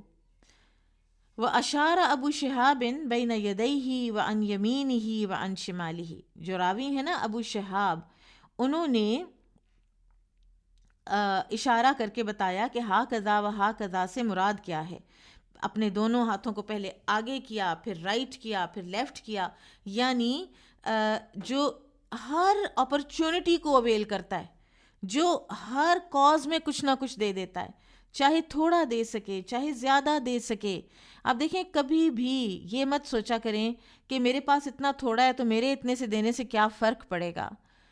فرق دنیاوی لحاظ سے تو برکت ڈالنا بھی اللہ کا کام ہے، اللہ ہی کا فعل ہے، اور دوسرے یہ کہ آپ دیکھیے کہ تبوک کے وقت ایک صحابی تھے کہ جو مٹھی بھر کھجوریں لائے تھے، اور ہم آج بھی ان کا ذکر خیر کر رہے ہیں۔ تو یہ تو نیت پر ڈیپینڈ کرتا ہے، اللہ سبحانہ و تعالیٰ کو تو ہماری کوانٹٹی سے کسی قسم کا کوئی غرض نہیں ہے۔ اللہ تعالیٰ کو پتہ ہے کہ کوئی کتنے پانی میں ہے، کوئی کتنا دے سکتا ہے، اس کے کتنے وسائل ہیں۔ دوسری ایک اور چیز جو میں نے اپنی زندگی میں دیکھی ہے، میں نے یہ دیکھا ہے کہ اس بات سے کوئی فرق نہیں پڑتا کہ اب بڑے بڑے کام جو کرنے والے لوگ ہوتے ہیں نا، کہ جیسے کوئی مسجد کسی نے بنوائی، کسی نے کوئی ادارہ بنوایا، کسی نے کوئی اور بڑا کام کیا، لوگوں کے علاج کرائے، بیواؤں کی مدد کی، جو بھی کام ہے، یہ سب کے سب انسان کے اخلاص نیت کی وجہ سے ممکن ہو پاتے ہیں۔ کبھی بھی یہ ذہن میں خیال مت لائیے کہ وسائل ہوں گے تو میں دوں گی۔ بہت سے وسائل والے ہوتے ہیں نا، وہ کوئی بڑا کام کر ہی نہیں پاتے، وہ کوئی ایسا کام زندگی بھر میں کر ہی نہیں پاتے، وہ کروڑوں چھوڑ کے مر جاتے ہیں، اپنی اولاد کو دے جاتے ہیں، لیکن ان کے پاس آگے کے لیے وہ، اب اللہ عالم، لیکن بہرحال جو پیرنٹ ہوتا ہے وہ کچھ نہیں چھوڑ کے گئے ہوئے ہوتے، یعنی وہ کچھ نہیں ساتھ لے کر گئے ہوتے۔ زکوٰۃ ہے تو نہیں دی، اس میں ڈنڈی ماری، صدقات ہیں تو ان میں ڈنڈی ماری۔ تو لہٰذا یہ جو ہے نا صدقہ کرنا اور مال کے بارے میں بخیل نہ ہونا، جو لوگ مال کو گن گن کے رکھتے ہیں نا، ان کا مال کم ہی ہوتا ہے، ان کا ہمیشہ کم رہتا ہے، ان کو کبھی ان کی پوری نہیں پڑتی۔ اور جو لوگ آتا ہے اور خرچ کرتے ہیں، اپنے اوپر بھی لگاتے ہیں، اپنے اہل و عیال پر بھی لگاتے ہیں، ضرورت مندوں پر بھی لگاتے ہیں، ان کی اللہ تعالیٰ اپنی جناب سے ہر ضرورت پوری کرتا ہے. اور یہ اللہ تعالیٰ کی طرف سے وہ برکت ہے جو ان کے مال میں آتی ہے. اور اس برکت کو یہ حسابی کتابی ذہن جو ہے وہ تو اس کو انڈرسٹینڈ ہی نہیں کر سکتا. وہ تو اپنے ہاتھ میں رکھتا ہے اپنی ساری منی مینجمنٹ، تو اسی لیے پھر اس کی پوری نہیں پڑ رہی ہوتی. پھر آپ صلی اللہ علیہ وسلم نے فرمایا وَقَلِيلٌ مَّا هُمْ، اور ایسے لوگ بہت تھوڑے ہیں. یہ جو ہے نا جو آگے پیچھے دائیں بائیں خرچ کرتے ہیں اپنے مال میں سے، ایسے لوگ بہت تھوڑے ہیں. وقالا، اور پھر فرمایا مکانک، ادھر ہی کھڑے رہو. وتقدم، پھر خود آگے بڑھے، غیر بعید، زیادہ دور ابھی نہیں آپ صلی اللہ علیہ وسلم گئے تھے. فسمعت صوتا، تو میں نے ایک آواز سنی. فاردت ان آتیہ، تو میں نے ارادہ کیا کہ میں آپ کے پاس پہنچوں. ثم ذکرت، پھر مجھے یاد آیا قولہ، آپ صلی اللہ علیہ وسلم کا وہ قول، مکانک حتی آتیک، ادھر ہی ٹھہرنا یہاں تک کہ میں واپس تمہارے پاس آ جاؤں. فلما جاء، پھر جب آپ واپس تشریف لائے، قلتو، میں نے کہا، یا رسول اللہ، اے اللہ کے رسول، الذی سمعت، وہ آواز تھی جو میں نے سنی تھی کچھ. او قالا، یا کہا، الصوت الذی سمعت، کہ ایک آواز تھی جو میں نے سنی، یعنی کیا مجھے غلطی تو نہیں لگی؟ یعنی پوچھنے کا ایک انداز ہے کہ وہ کیا آواز تھی. قالا وہل سمیتا، تو آپ صلی اللہ علیہ وسلم نے فرمایا کہ کیا تم نے بھی سنی تھی، تمہیں آئی تھی آواز؟ قلت نعم، میں نے کہا جی. قالا، فرمایا، اتانی جبریل، میرے پاس جبریل آئے تھے علیہ الصلاۃ والسلام. فقالا، تو انہوں نے کہا، من مات من امتک، جو مر گیا تمہاری امت میں سے، لا یشرک باللہ شیئا، اور اس حال میں کہ اس نے اللہ تعالیٰ کے ساتھ کسی کو شریک نہ ٹھہرایا، دخل الجنہ، تو وہ داخل ہو جائے گا جنت میں. قلتو، میں نے کہا، ومن فعل کذا و کذا، کہ چاہے اس نے یہ اور یہ بھی کام کیے ہوں. قال نعم، تو آپ صلی اللہ علیہ وسلم نے فرمایا کہ ہاں. اب حدیث جو یہاں پر آئی ہے نا، وہ اس لیے آئی ہے کہ یہ جو رسول اللہ صلی اللہ علیہ وسلم نے فرمایا ہے نا کہ الا دینارا ارصدہ لدین، مگر ایک دینار جس کو کہ میں رکھ لوں دین کی ادائیگی کے لیے. تو اس سے پتہ چلتا ہے کہ صدقے سے افضل ہے اور صدقے پر مقدم ہے کہ انسان اپنا قرض ادا کرے پہلے. آپ کے قرض خواہ تو بیٹھے ہوں اس انتظار میں کہ آپ قرض کب واپس کرتی ہیں، اور آپ کے پاس پیسے آئے تو آپ نے ادھر ادھر صدقہ کر دیا. تو یہ بھی حکمت کا ایک تقاضا ہے نا، انسان کو پتہ ہونا چاہیے کہ میں نے کہاں خرچ کرنا ہے اور میں نے کتنا خرچ کرنا ہے. تو پہلے انسان کا دین ادا ہوگا. اسی طرح سے جب وصیت بھی تقسیم ہو رہی ہوتی ہے تو اس وقت بھی دین کی ادائیگی جو ہے وہ مقدم ہے. حالانکہ قرآن میں وصیہ کا لفظ پہلے آیا ہے، لیکن اس کی بہت سی مفسرین نے اس کی وجوہات بتائی ہیں. جب تقسیم شروع ہوگی تو سب سے پہلے دیکھا جائے گا کہ کسی کے ذمے قرض کتنا ہے، کسی نے کسی دوسرے کا کیا کچھ دینا ہے، چاہے اس کے اندر پوری کی پوری جائیداد چلی جائے،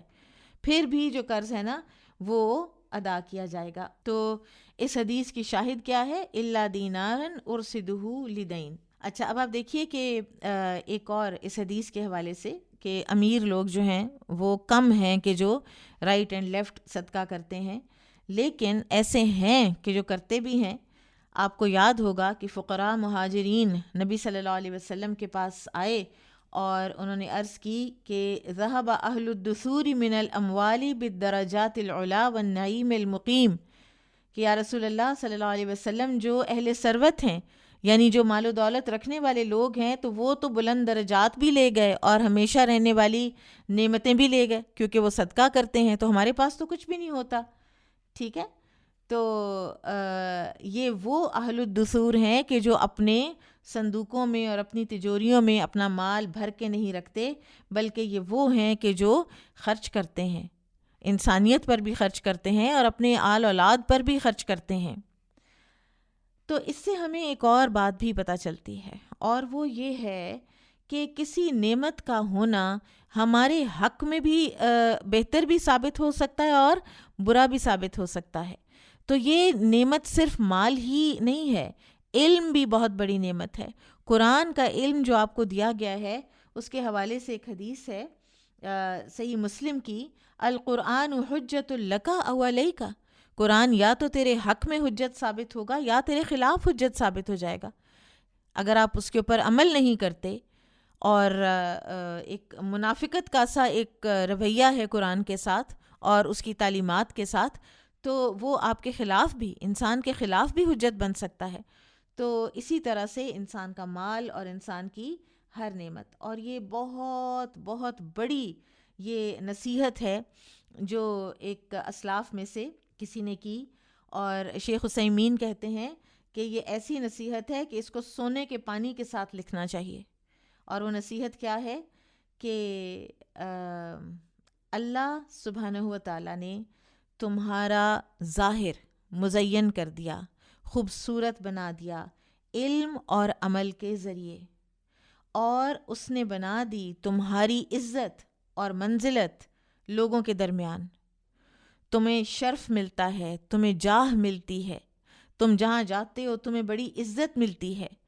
تو یہ تو ہو گیا ایک ظاہری عمل۔ اب تم اس بات کی حرص کرو کہ تم اپنے باطن کو مزین کرو، تم اپنے باطن کو خوبصورت بناؤ، تاکہ اللہ کے ہاں بھی تمہاری منزلت اور جاہ بن جائے۔ سبحان اللہ۔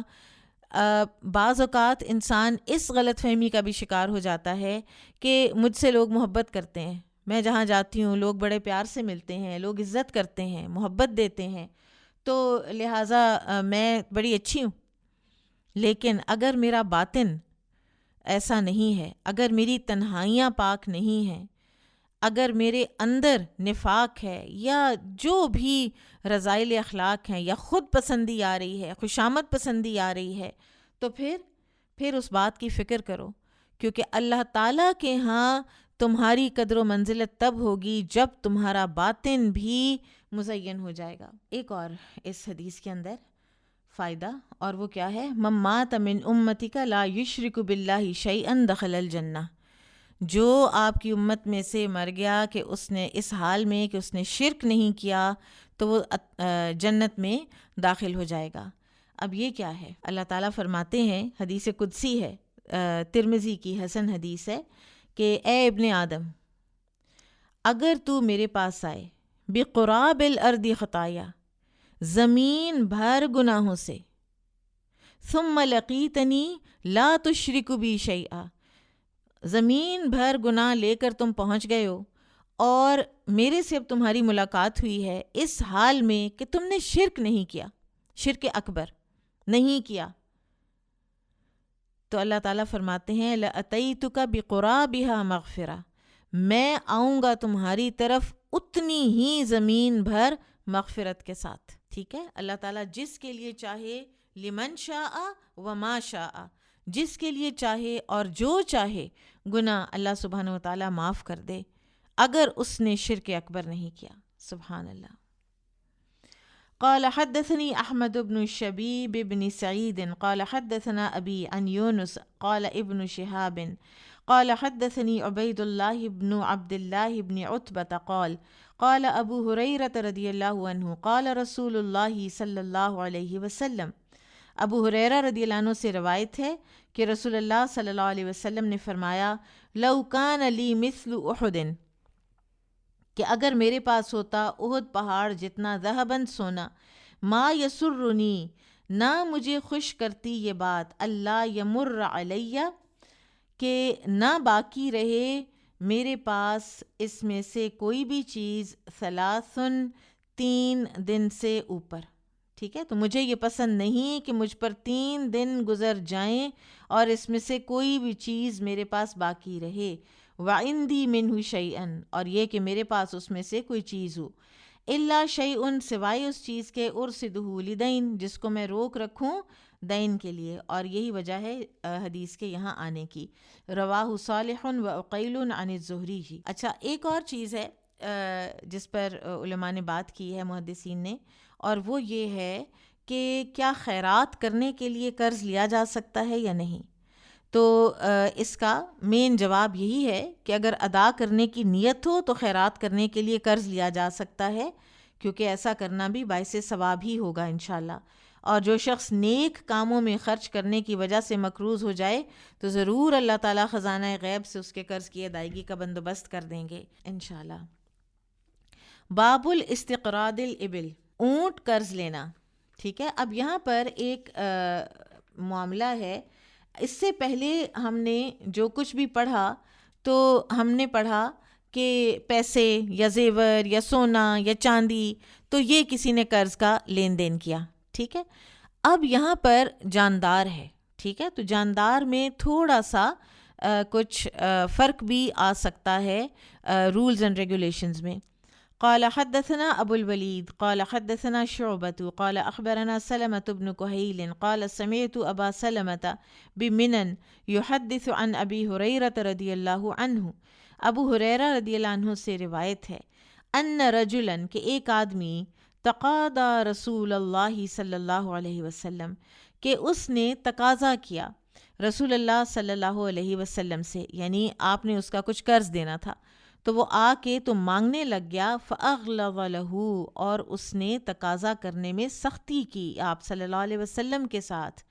فہم به اصحابہ، تو صحابہ کرام نے اس شخص کا کچھ ارادہ کیا، یعنی کہ اس کو ہم پکڑیں، اس کی طرف لپکے کہ اس کو روکیں، فقال، تو آپ صلی اللہ علیہ وسلم نے فرمایا، اور اب دیکھیے ایسے ہی نہیں، اللہ سبحانہ وتعالیٰ نے فرمایا وَإِنَّكَ لَعَلَىٰ خُلُقٍ عَظِيمٍ، کہ آپ اخلاق کے بلند ترین مرتبے پر فائز ہیں۔ آپ نے فرمایا دعوہ، چھوڑ دو اسے، فَإِنَّ لِصَاحِبِ الْحَقِّ مَقَالًا، صاحب حق کو بولنے کی اجازت ہے، وہ بول سکتا ہے، اس کو حق ہے، میرے اوپر اس کا قرض ہے نا، تو یہ اب مانگ رہا ہے تو اس کو حق ہے کہ یہ مانگے، جیسے بھی مانگ رہا ہے چھوڑ دو، اس کو کچھ نہ کہو۔ وَاشْتَرُوا لَهُ بَعِيرًا، اور اس کو کوئی اونٹ خریدو اس کے لیے، فَأَعْطُوهُ إِيَّاهُ، دے دو اس کو وہ اونٹ۔ قالوا، تو لوگوں نے کہا، لا نجد الا افضل من سنہ، صحابہ نے کہا کہ ہمیں تو اس کے اونٹ کی عمر سے زیادہ عمر کا اونٹ ملتا ہے، یعنی اس نے 1 سال کا اونٹ اگر دیا تھا تو اب ہمیں جو ملتا ہے اس وقت وہ تو 2 سال کا ہے۔ قال اشتروہ فاعطوہ ایاہ، تو آپ صلی اللہ علیہ وسلم نے فرمایا اسی کو خرید لو اور اس کو دے دو۔ پھر فرمایا فإن خیرکم احسنکم قضاء، کہ تم میں سے بہترین شخص وہی ہے جو ادائیگی کے اعتبار سے بہتر ہے۔ اب آپ دیکھیے کہ وہ اگر ایک سونے کا درہم ہو تو وہ انسان کے پاس ہے، وہ اس کو وہی واپس کرتا ہے، سونے کا درہم ہے وہ سونے کا درہم ہی واپس کرتا ہے، اگر اوپر دے گا تو وہ سود ہو جائے گا۔ لیکن یہاں پر یہ ہے کہ کیونکہ جانوروں میں تو آپ اس طرح ان کا وزن، ان کی صحت، ان کا ہائٹ، ان کی ایج، وہ ایگزیکٹ سیم برابر نہیں ہو سکتے، تو اس میں تھوڑا سا یہ جو فرق ہے نا، یہ اگر آ بھی جائے تو اس میں کوئی ایشو نہیں ہے۔ کچھ اور بھی وجوہات ہو سکتی ہیں۔ ایک تو وجہ ہو سکتی ہے کسی نے ادھار اونٹ لیا کہ میں نے سواری کرنی ہے، میں نے یہاں سے وہاں جانا ہے۔ پھر ایک اور طریقہ یہ ہو سکتا ہے کہ آپ کے گھر مہمان آ گئے، اور یہ جو دیہاتوں میں رہنے والے ہیں وہ آج بھی اس بات کو سمجھ سکتے ہیں، شہر کے ہم جو لوگ ہیں نا، ہم اس فنومینا کو سمجھ نہیں پاتے بعض اوقات، کہ مہمان آ گئے، بکری ذبح کرنی پڑ گئی اور بکری پاس ہے نہیں، مہمان کو کھانا کھلانا ہے۔ اور ولیجز میں تو آپ کو اس طرح ریڈیلی گوشت بھی، دکانیں کوئی نہیں ہوتی کہ آپ کو ملے گوشت، تو آپ نے اپنے ہمسائے کو کہا کہ مجھے بکری دے دو، میں نے ذبح کرنی ہے، میں تمہیں بکری واپس کر دوں گی، ٹھیک ہے، تو وہ دے دیتا ہے، آپ اس کو ذبح کر کے اپنے مہمانوں کی دعوت کر لیتے ہیں، اور پھر اس کے بعد جب آپ بکری خریدنے جاتے ہیں، آپ نے اس سے جو لی تھی وہ تو وائٹ کلر کی تھی، اب آپ کو ایک بلیک اینڈ وائٹ مل رہی ہے، آپ وہی لے لیں۔ وہ جو تھی وہ 2 سال کی تھی، آپ کو جو مل رہی ہے وہ 2.5 سال کی ہے، آپ وہی لے لیں، ٹھیک ہے۔ تو جانوروں میں اس طرح ایگزیکٹ لین دین جو ہے نا وہ نہیں کیا جا سکتا،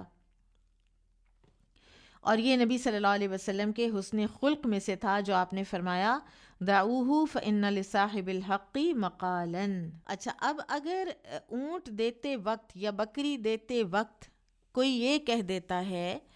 کہ میں دے تو رہا ہوں تمہیں یہ 1 سال کا اونٹ، لیکن تم نے مجھے واپس 2 سال والا دینا ہے، تو پھر وہ سود ہو جائے گا، ٹھیک ہے۔ اور اسی طرح اگر آپ اس کو قیاس کرتے ہیں گاڑی کے اوپر، سپوز آپ کو کسی نے کہا کہ مجھے اپنی گاڑی دے دیں ایک دن کے لیے، مجھے چاہیے، میں نے فلاں فلاں کام کرنے، ٹھیک ہے، ہو سکتا ہے آپ کی بہن مانگ لیں، کوئی فرینڈ مانگ لیں، آپ دے دیتے ہیں، آپ ایک شرط لگا دیتے ہیں کہ تم مجھے واپسی دو گی تو مجھے ٹینک فل کرا کے دو گی. تو اگر وہ اس سے زیادہ ہے جتنا پیٹرول آپ کی گاڑی میں تھا، تو وہ جو زیادہ آپ لے رہی ہیں نا، 1 لیٹر ہے 2 لیٹر ہے، وہ سود ہوگا. ہاں اگر وہ خود یہ سوچیں کہ ہم نے سارا دن ان کی گاڑی استعمال کی ہے تو چلو ہم ایسا کرتے ہیں کہ ہم ان کا ایک ٹینک فل کروا دیتے ہیں، وہ اگر اپنی برضا اور رغبت کرتے ہیں تو پھر اس میں کوئی ایشو نہیں ہے. باب حسن التقاضی، نرمی سے تقاضا کرنے کا بیان. قال حدثنا مسلم قال حدثنا شعبة عن عبد الملك عن ربعي عن حذيفة رضي الله عنه قال سمعت النبي صلى الله عليه وسلم يقول، حذیفہ رضی اللہ عنہ سے روایت ہے، وہ کہتے ہیں کہ میں نے نبی صلی اللہ علیہ وسلم کو فرماتے ہوئے سنا، مات رجل، ایک آدمی مر گیا، فقیل لہ، تو اس سے کہا گیا، ما کنت تقول، تو کیا کرتا تھا، تو کیا کہا کرتا تھا. قالا، اب اللہ تعالیٰ کو بڑی اچھی طرح پتہ ہے، لیکن یہ چیزیں ہم تک پہنچانے کے لیے یہ انداز بیان اختیار کیا جاتا ہے. قالا، تو اس نے کہا، اس آدمی نے، کنت ابایع الناس، میں لوگوں کے ساتھ لین دین کیا کرتا تھا، فَأَتَجَوَّزُ، تو میں تجاوز یعنی درگزر کیا کرتا تھا، عن الموسر، کشادہ حال سے، یعنی کشادہ حال کو بھی میں کو بہت زیادہ ایک ایک پینینی میں اس کے پیچھے پڑھ پڑھ کے اس سے نکلواتا تھا. فَأُخَفِّفُ عن المعسر، اور تنگ دست کا تو میں بوجھ ہلکا ہی کر دیا کرتا تھا، یعنی اس کو تو میں معافی کر دیا کرتا تھا، چھوڑو مت دو، کچھ نہیں ہوتا، رہنے دو. فغفر له، تو اس کو اللہ نے بخش دیا. قال ابو مسعود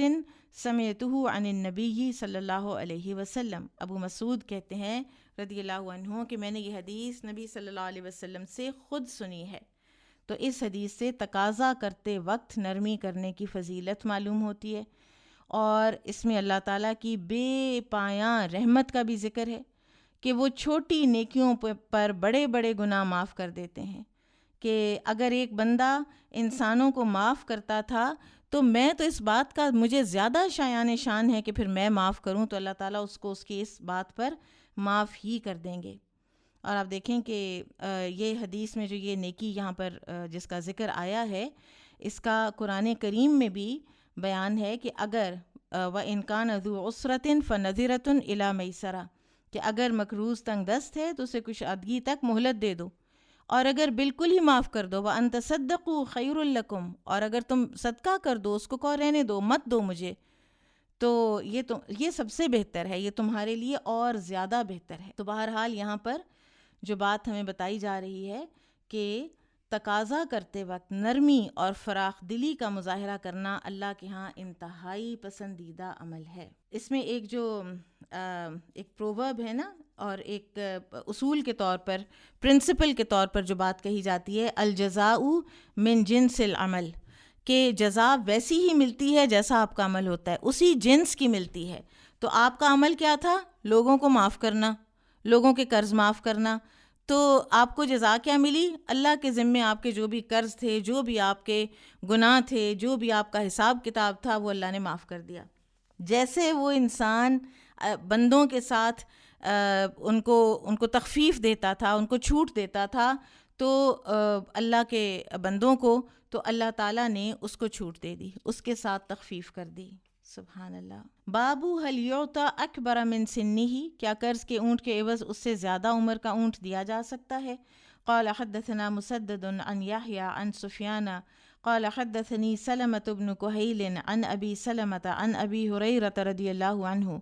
أن رجلا أتى النبي صلى الله عليه وسلم يتقاضاه بعيرا،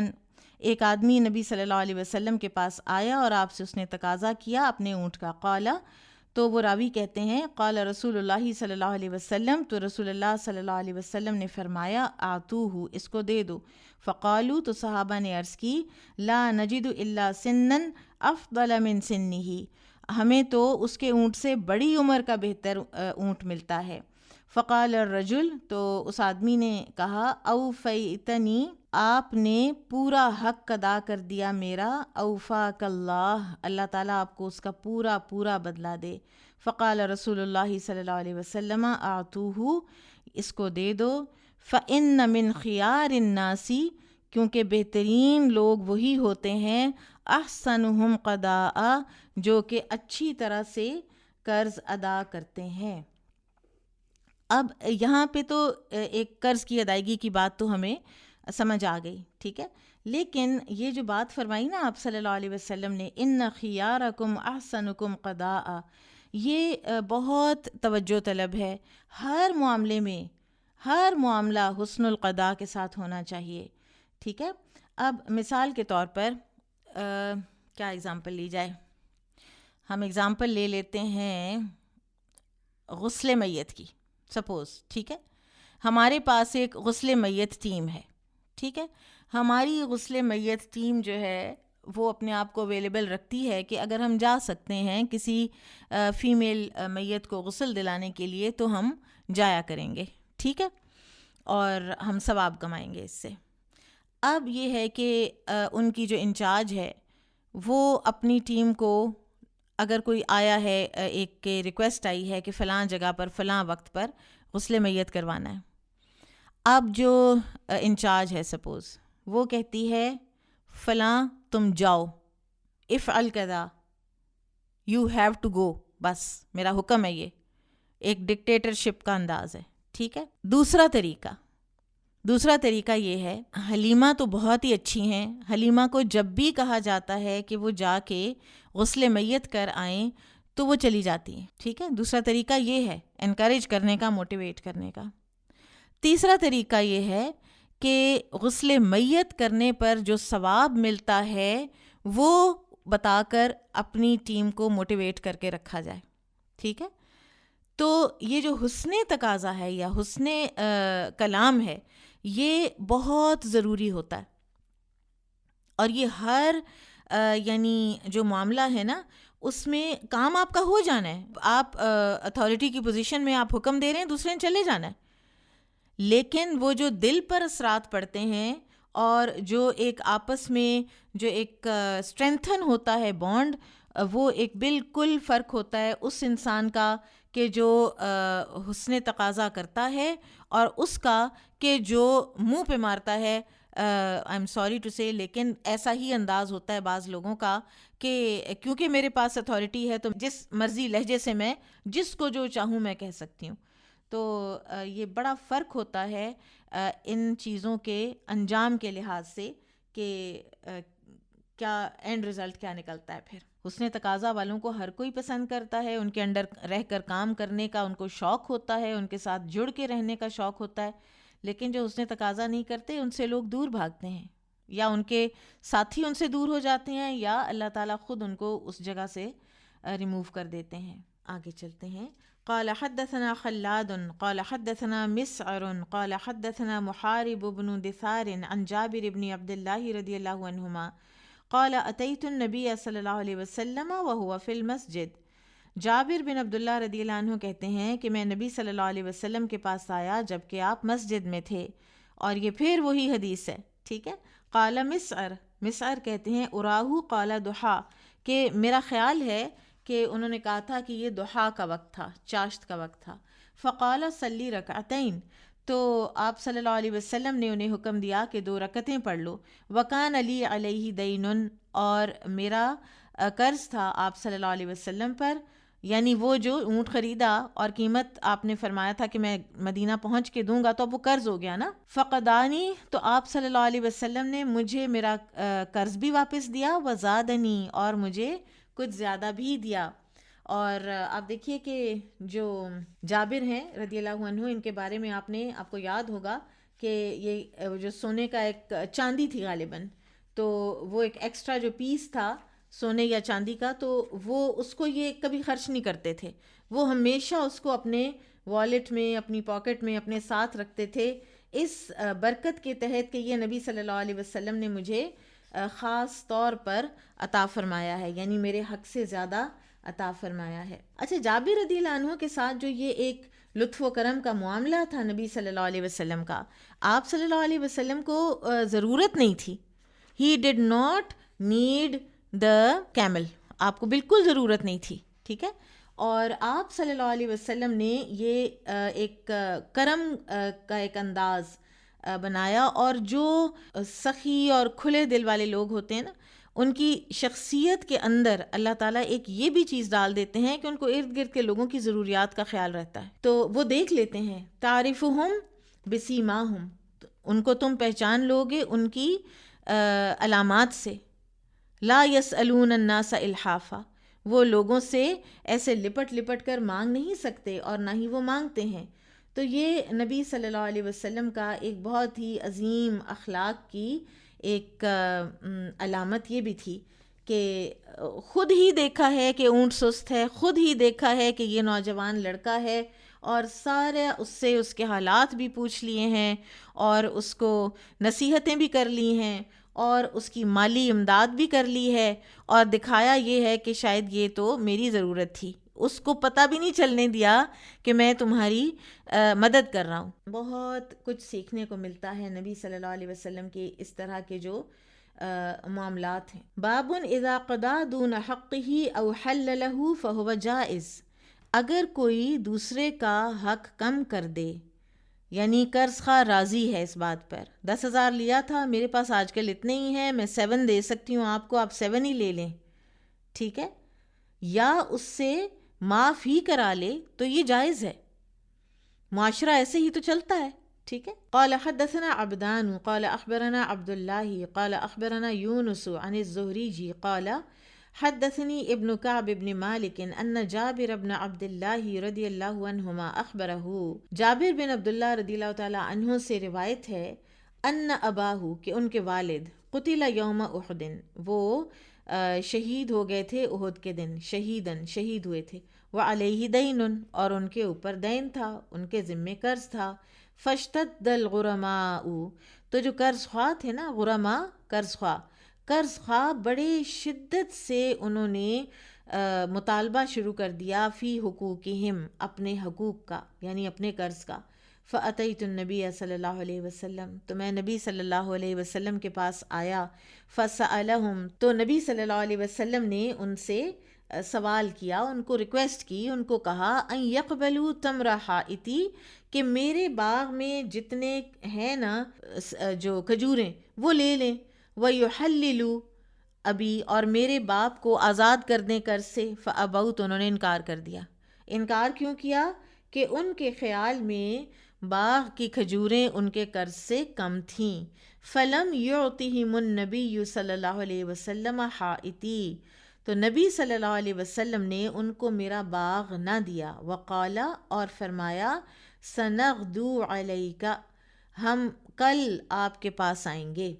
یعنی جابر کے پاس. فغدا علینا، تو نبی صلی اللہ علیہ وسلم صبح کے وقت ہمارے پاس آئے. ہینا اصبحا، جب صبح ہوئی، نیکسٹ ڈے صبح کے وقت ہمارے گھر آئے. فطاف فی النخل، تو آپ چلے پھرے، آپ نے چکر لگایا باغ کا. ودعا فی ثمرہا، اور اس کے پھلوں کے لیے دعا کی. بالبرکہ، برکت کی. فجددتها،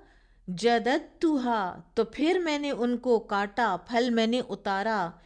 فقدیتہم، اور پھر میں نے سارے قرض خواہوں کا قرض ادا کر دیا. وبقی لنا من تمریہا، اور ہمارے پاس کھجوریں باقی بھی بچ گئیں. تو اس سے امام بخاری نے جو اپنے عنوان کی بنیاد رکھی ہے نا، کہ اگر کسی کو اس کے حق سے کم دینا جائز نہ ہوتا تو پھر نبی صلی اللہ علیہ وسلم ایسا کیوں کرتے کہ ان کو آپ نے کہا کہ تم لوگ جتنا ملتا ہے اتنا لے لو. اچھا، اب ان لوگوں نے بہت سختی کی، یا یہ کوئی منافقین تھے یا یہ یہود تھے. جو صحابہ کرام ہیں نا، وہ بالکل ایسا نہیں کرتے تھے. ایک مرتبہ مسجد نبوی کے باہر آپ صلی اللہ علیہ وسلم نے کچھ شور کی آواز سنی، تو آپ نے جھانک کے دیکھا تو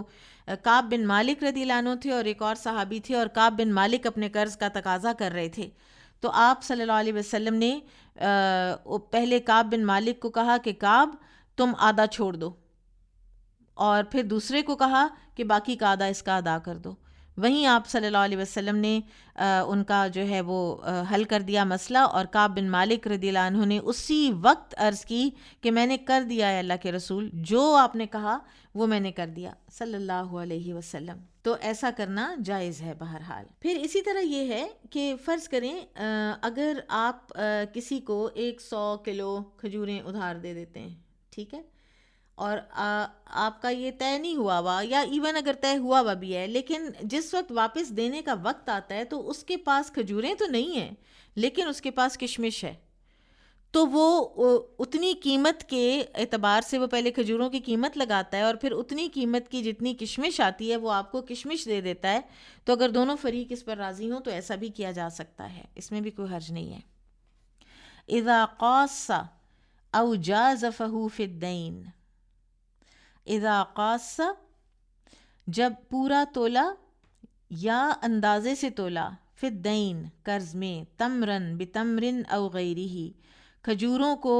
یا کسی اور چیز کے بدلے کھجوریں دے تو جائز ہے۔ قال حدثني ابراہیم بن المنذر قال حدثنا انس عن ہشام عن وهب بن کیسان عن جابر بن عبد الله رضی اللہ عنہما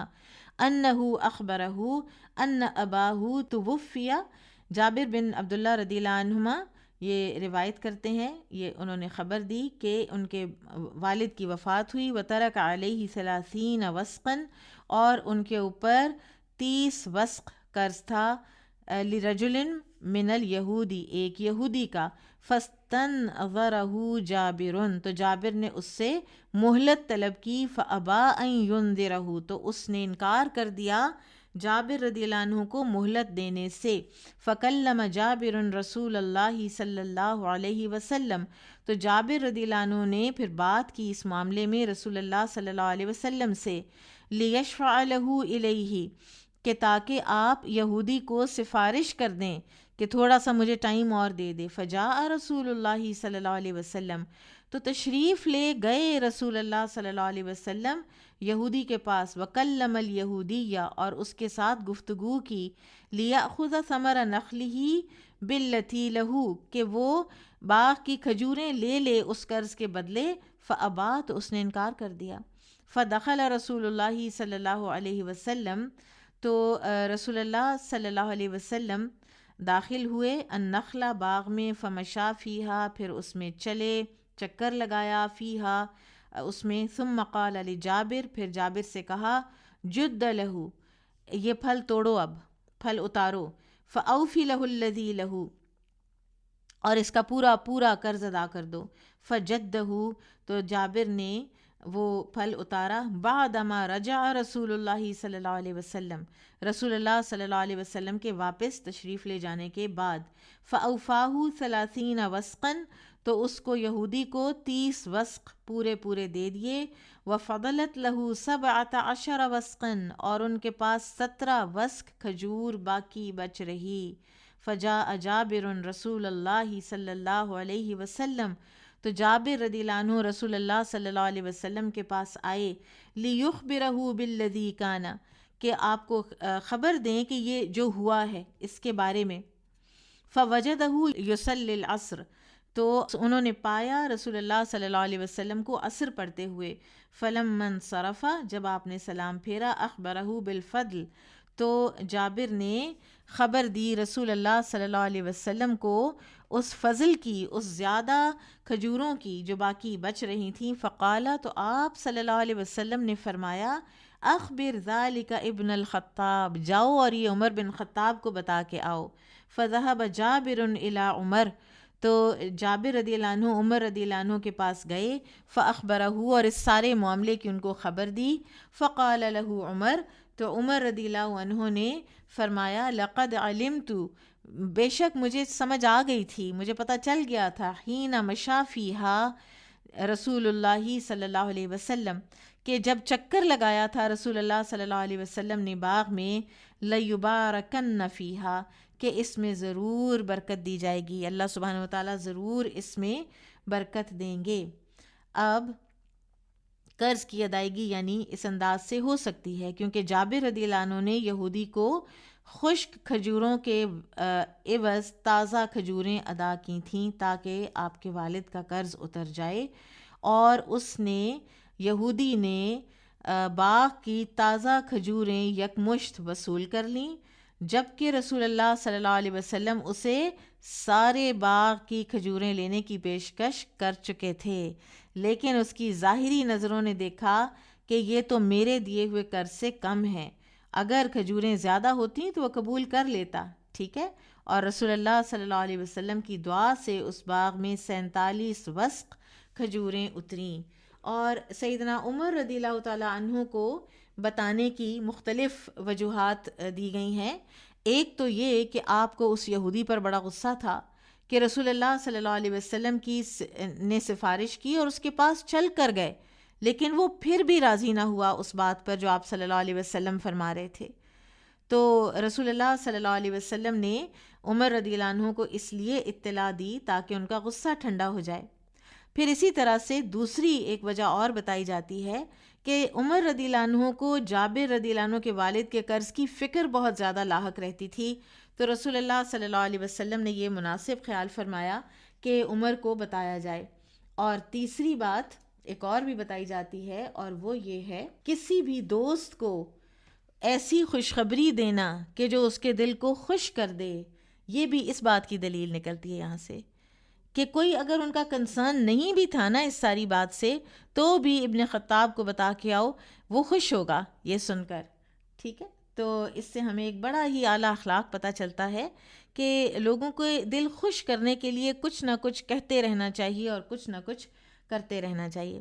شیخ عثیمین اپنی شرح میں ایک واقعہ انہوں نے لکھا ہے، وہ کہتے ہیں کہ عنیزہ سعودی عرب کا ایک علاقہ ہے، وہاں کا یہ واقعہ ہے سچا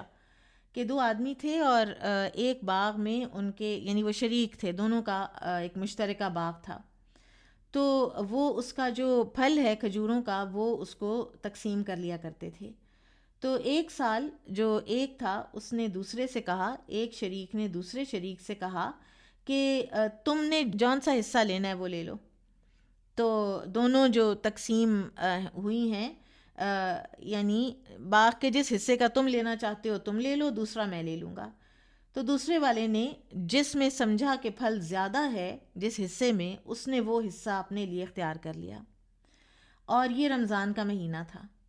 تو یہ کہنے لگا، یہ جو سیکنڈ والا تھا جس نے زیادہ پھل والا حصہ اختیار کیا، تو یہ کہنے لگا کہ میں تو سارا پھل رمضان میں ہی اتارنے لگا ہوں، اس لیے کہ زیادہ تر لوگ پھر رمضان میں اپنے گھروں سے نہیں نکلتے، ایسے ہی فقراء مساکین آ جاتے ہیں، تو میں جو ہوں نا میں رمضان میں ہی اپنا سارا پھل توڑ کے ذخیرہ کر لیتا ہوں۔ جو دوسرا تھا یعنی جو پہلا والا تھا جس نے آفر کیا کہ تم جو حصہ لینا چاہتے ہو لے لو، تو اس نے کہا کہ نہیں، میں تو رمضان کے بعد کاٹوں گا اپنا پھل تاکہ فقراء آئیں اور میں خبر دوں گا فقراء کو کہ وہ آئیں اور آ کے کچھ کھا پی لیں، کچھ لے جائیں۔ پھر رمضان جب ختم ہوا تو جو آدمی تھا جس نے آفر کیا تھا اس نے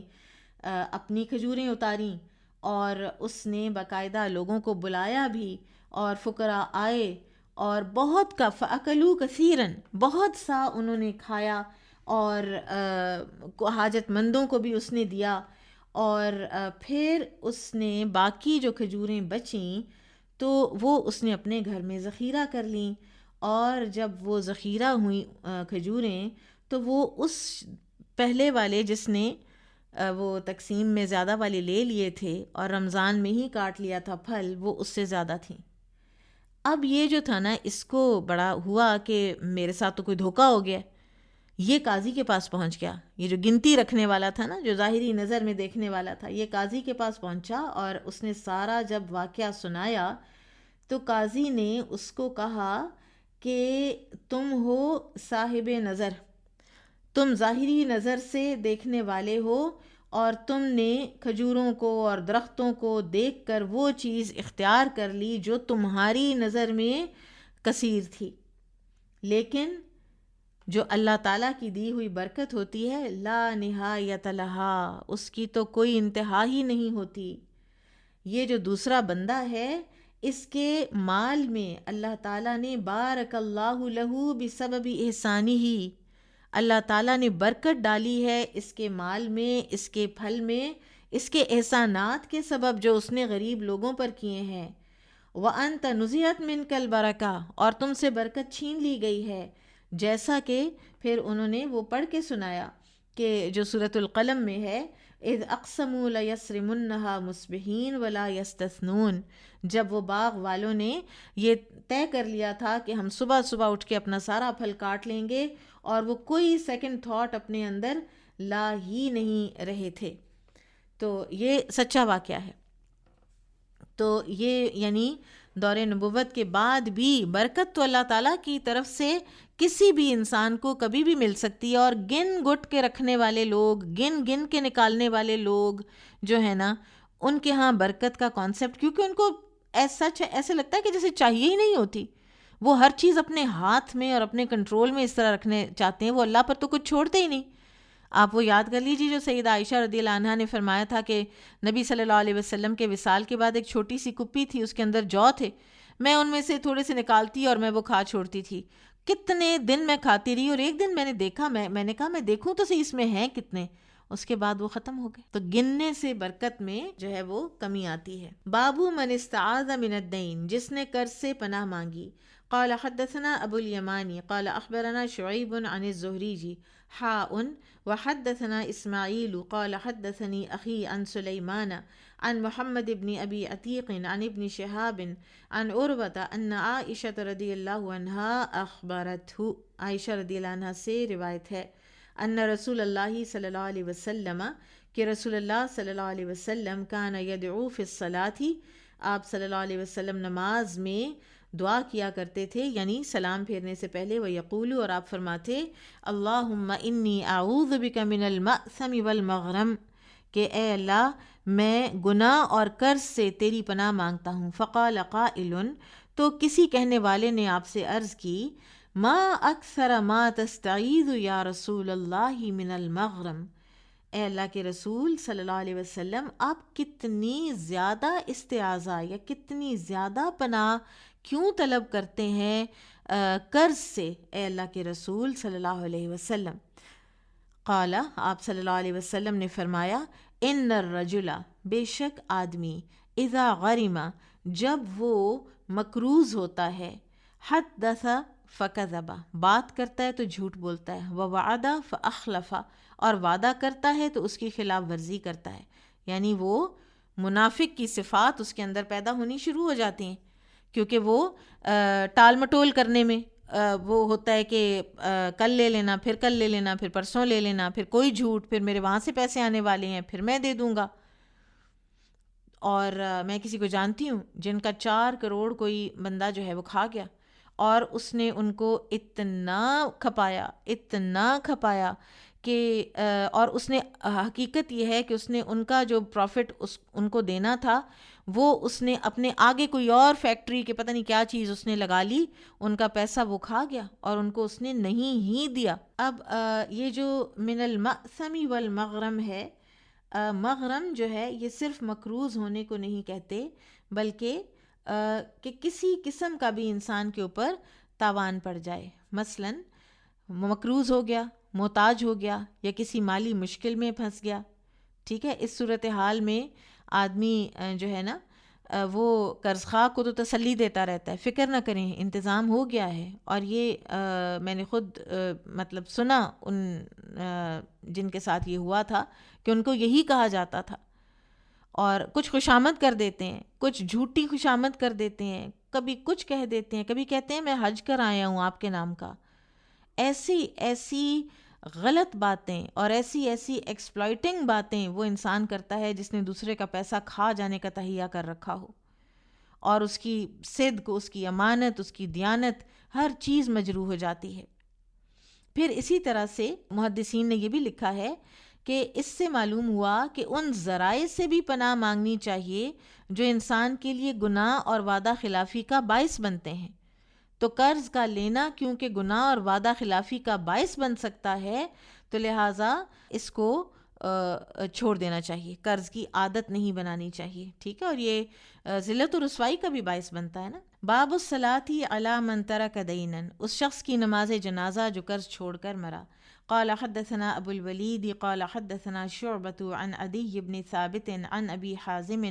عن ابی ہریرہ رضی اللہ عنہ عن النبی صلی اللہ علیہ وسلم قال، ابو ہریرہ رضی اللہ عنہ سے روایت ہے کہ نبی صلی اللہ علیہ وسلم نے فرمایا، من ترک مالا، جو مال چھوڑ گیا، فلی ورثتہ، تو وہ اس کے ورثاء کے لیے ہے، ومن ترک کلن، اور جو قرض چھوڑ گیا، فالینا، تو وہ ہمارے ذمے ہے۔ یعنی اگر مرنے والے کے پاس قرض کی ادائیگی کا سامان نہیں ہے، ٹھیک ہے، تو پھر اس کا قرض حکومت بیت المال میں سے ادا کرے گی۔ اس کا یہ مطلب قطعاً نہیں ہے کہ لوگ قرض لے کر فضول خرچیاں کریں اور اس امید پر دنیا سے ہی چلے جائیں کہ بیت المال ادا کر دے گا۔ حکومتوں کو اس پہلو پر کڑی نظر رکھنی چاہیے، وہ حکومتیں کہ جو یہ کرتی ہیں اپنے عوام الناس کے لیے، کہ جو کوئی مفلس چلا گیا دنیا سے اور مقروض تھا، ابھی ریسنٹلی کسی کی ڈیتھ ہوئی اور بڑی ہی ٹریجک، 5 چھوٹے چھوٹے یتیم بچے اور بیوہ، اور وہ جو عورت بیوہ ہوئی ہے وہ دوسری دفعہ بیوہ ہو رہی ہے اب، اور خود ینگ ہے، تو 42,000 پچھلے 4 مہینے کا بجلی کا بل کا قرض وہ بیچارہ چھوڑ گیا۔ 20,000 اس کی تنخواہ تھی، 20 کے 22,000، اور وہ پھر پیچھے کسی نے ادا کیا، لیکن کچھ لوگوں نے پرائیویٹلی کچھ فنڈ ریزنگ کر کے تو اس کا وہ قرض ادا کیا۔ تو آپ سوچئے کہ کتنی بڑی یہ نیکی ہے، لیکن اسلام جو ہے یہ اس کو بیسکلی حکومت کا فرض قرار دیتا ہے۔ قال حدثني عبد الله بن محمد قال حدثنا ابو عامر قال حدثنا فلیح عن ہلال بن علی عن عبد الرحمن بن ابی عمرة عن ابی ہریرہ رضی اللہ عنہ ان النبی صلی اللہ علیہ وسلم قال، نبی صلی اللہ علیہ وسلم نے فرمایا، ما من مؤمن، کوئی بھی مومن، الا وانا اولی بہ فی الدنیا والآخرہ، ہر مومن کے لیے، کوئی بھی مومن ہو، یعنی دنیا میں کوئی مومن ایسا نہیں جس سے میرا دنیا اور آخرت میں سب سے زیادہ قریب رشتہ نہ ہو، یعنی میں سب سے قریب ہوں۔ اقرؤوا ان شئتم، اگر تم چاہو تو یہ آیت پڑھ لو، النبی اولی بالمؤمنین من انفسہم، کہ نبی اہل ایمان سے ان کی جانوں سے بھی زیادہ قریبی رشتہ رکھتے ہیں۔ فَأَيُّمَا مُؤْمِنٍ، تو کوئی بھی مومن، ماتا، مر گیا، وَتَرَكَ مَالًا، اور مال چھوڑ گیا، فَلْيَرِثْهُ عَصَبَتُهُ مَنْ كَانُوا، تو اس کے تو وارث ہوں گے اس کے ورثاء، اس کا خاندان، وہ جو کوئی بھی ہوں۔ وَمَنْ تَرَكَ دَيْنًا، اور جو کوئی دین چھوڑ گیا، أَوْ ضَيَاعًا، یا کوئی عیال چھوڑ جائے، فَلْيَأْتِنِي فَأَنَا مَوْلَاهُ، تو وہ میرے پاس آ جائے، میں اس کا بندوبست کرنے والا ہوں۔ شروع میں رسول اللہ صلی اللہ علیہ وسلم نے مقروض کی نماز جنازہ نہیں پڑھائی، یہاں تک کہ کوئی دوسرا کہہ دے کہ میں اس کا قرض ادا کر دوں گا، اس لیے کہ حکومت کے پاس پیسہ نہیں تھا اسلام میں، جب مدینہ جب نئی اسٹیٹ بنی ہے۔ لیکن جب فتوحات ہوئیں، مال غنیمت آئے، اس میں سے خمس نکلا، تو پھر آپ صلی اللہ علیہ وسلم نے ایسے شخص کی نماز جنازہ پڑھنا شروع کر دی، اور یہ پوچھنا چھوڑ دیا کہ، یعنی اس لیے پوچھنا چھوڑ دیا کہ اس کے ذمہ کوئی قرض تو نہیں ہے، اور اگر قرض ہے بعد میں یہ ہو گیا کہ وہ میں ہی ادا کروں گا۔ باب مطل الغنی ظلم، مطل ٹال مٹول کرنا، یہ طولہ یتیلو یعنی طول لمبا کرنا، الغنی ہی ایک امیر آدمی کا، ظلم ہے، ایک امیر آدمی ہے یا افورڈنگ ہے یا اس کے پاس پیسے ہیں اور اس کے باوجود وہ قرض خواہ کو ٹال مٹول کرتا رہے تو یہ ظلم ہے۔ قال حدثنا مسدد قال حدثنا عبد الاعلى عن معمر عن حمام بن منبه اخي وهب بن منبه انه سمع ابا هريرة رضی اللہ عنہ يقول، ابو ہریرہ رضی اللہ عنہ سے روایت ہے، قال رسول اللہ صلی اللہ علیہ وسلم، مطل الغنی ظلم، مالدار کا ٹال مٹول کرنا واضح ظلم ہے اور شریعت کی نظر میں ایک سنگین جرم ہے، اور عدالت جرم کی نوعیت کے مطابق اسے سزا دے سکتی ہے۔ بعض اوقات ایسے ہوتا ہے کہ ایک ریسنٹلی کسی نے بتایا کہ ایک پیٹرول پمپ پر ایک صاحب نے اپنا کھاتا کھلوایا ہوا تھا، تو انہوں نے 5 لاکھ کا پیٹرول جو ہے وہ ان سے لے چکے ہوئے تھے اور پیسے نہیں دے رہے تھے، اور وہ کر رہے تھے ٹال مٹول، اور ایک کوئی چیک دیا ہوا تھا جو کہ باؤنس ہو گیا، پھر انہوں نے وہ چیک جمع کرایا، وہ باؤنس ہوا، پھر اس کے بعد ان کے خلاف کوئی کارروائی ہوئی، پھر ان کو پولیس نے پکڑا، تو یہ چیز کرنی پڑ جاتی ہے بعض اوقات، جو لوگ بلا وجہ کی ٹال مٹول کریں کہ جن کے پاس ہو بھی اور پھر بھی وہ نہ دیں، اور لینا بھی اتنا ہی چاہیے جتنا انسان کو پتہ ہو کہ میں ادا کر سکوں گا۔ باب لصاحب الحق مقال، صاحب حق کو بات کرنے کا حق ہے، یعنی کوئی نہ کوئی اگر وہ سختی کی بات کرتا ہے تو کر سکتا ہے۔ وَيُذْكَرُ عَنِ النَّبِيِّ صلی اللہ علیہ وسلم، اور منقول ہے یہ نبی صلی اللہ علیہ وسلم سے۔ ایک ہوتا ہے قولا، ٹھیک ہے، اور کہیں امام بخاری فرماتے ہیں وَيُذْكَرُ، یہ صیغہ تمریز کہلاتا ہے، یعنی ذرا کمزور مر سے میم را ضاد، صیغہ تمریز کہلاتا ہے۔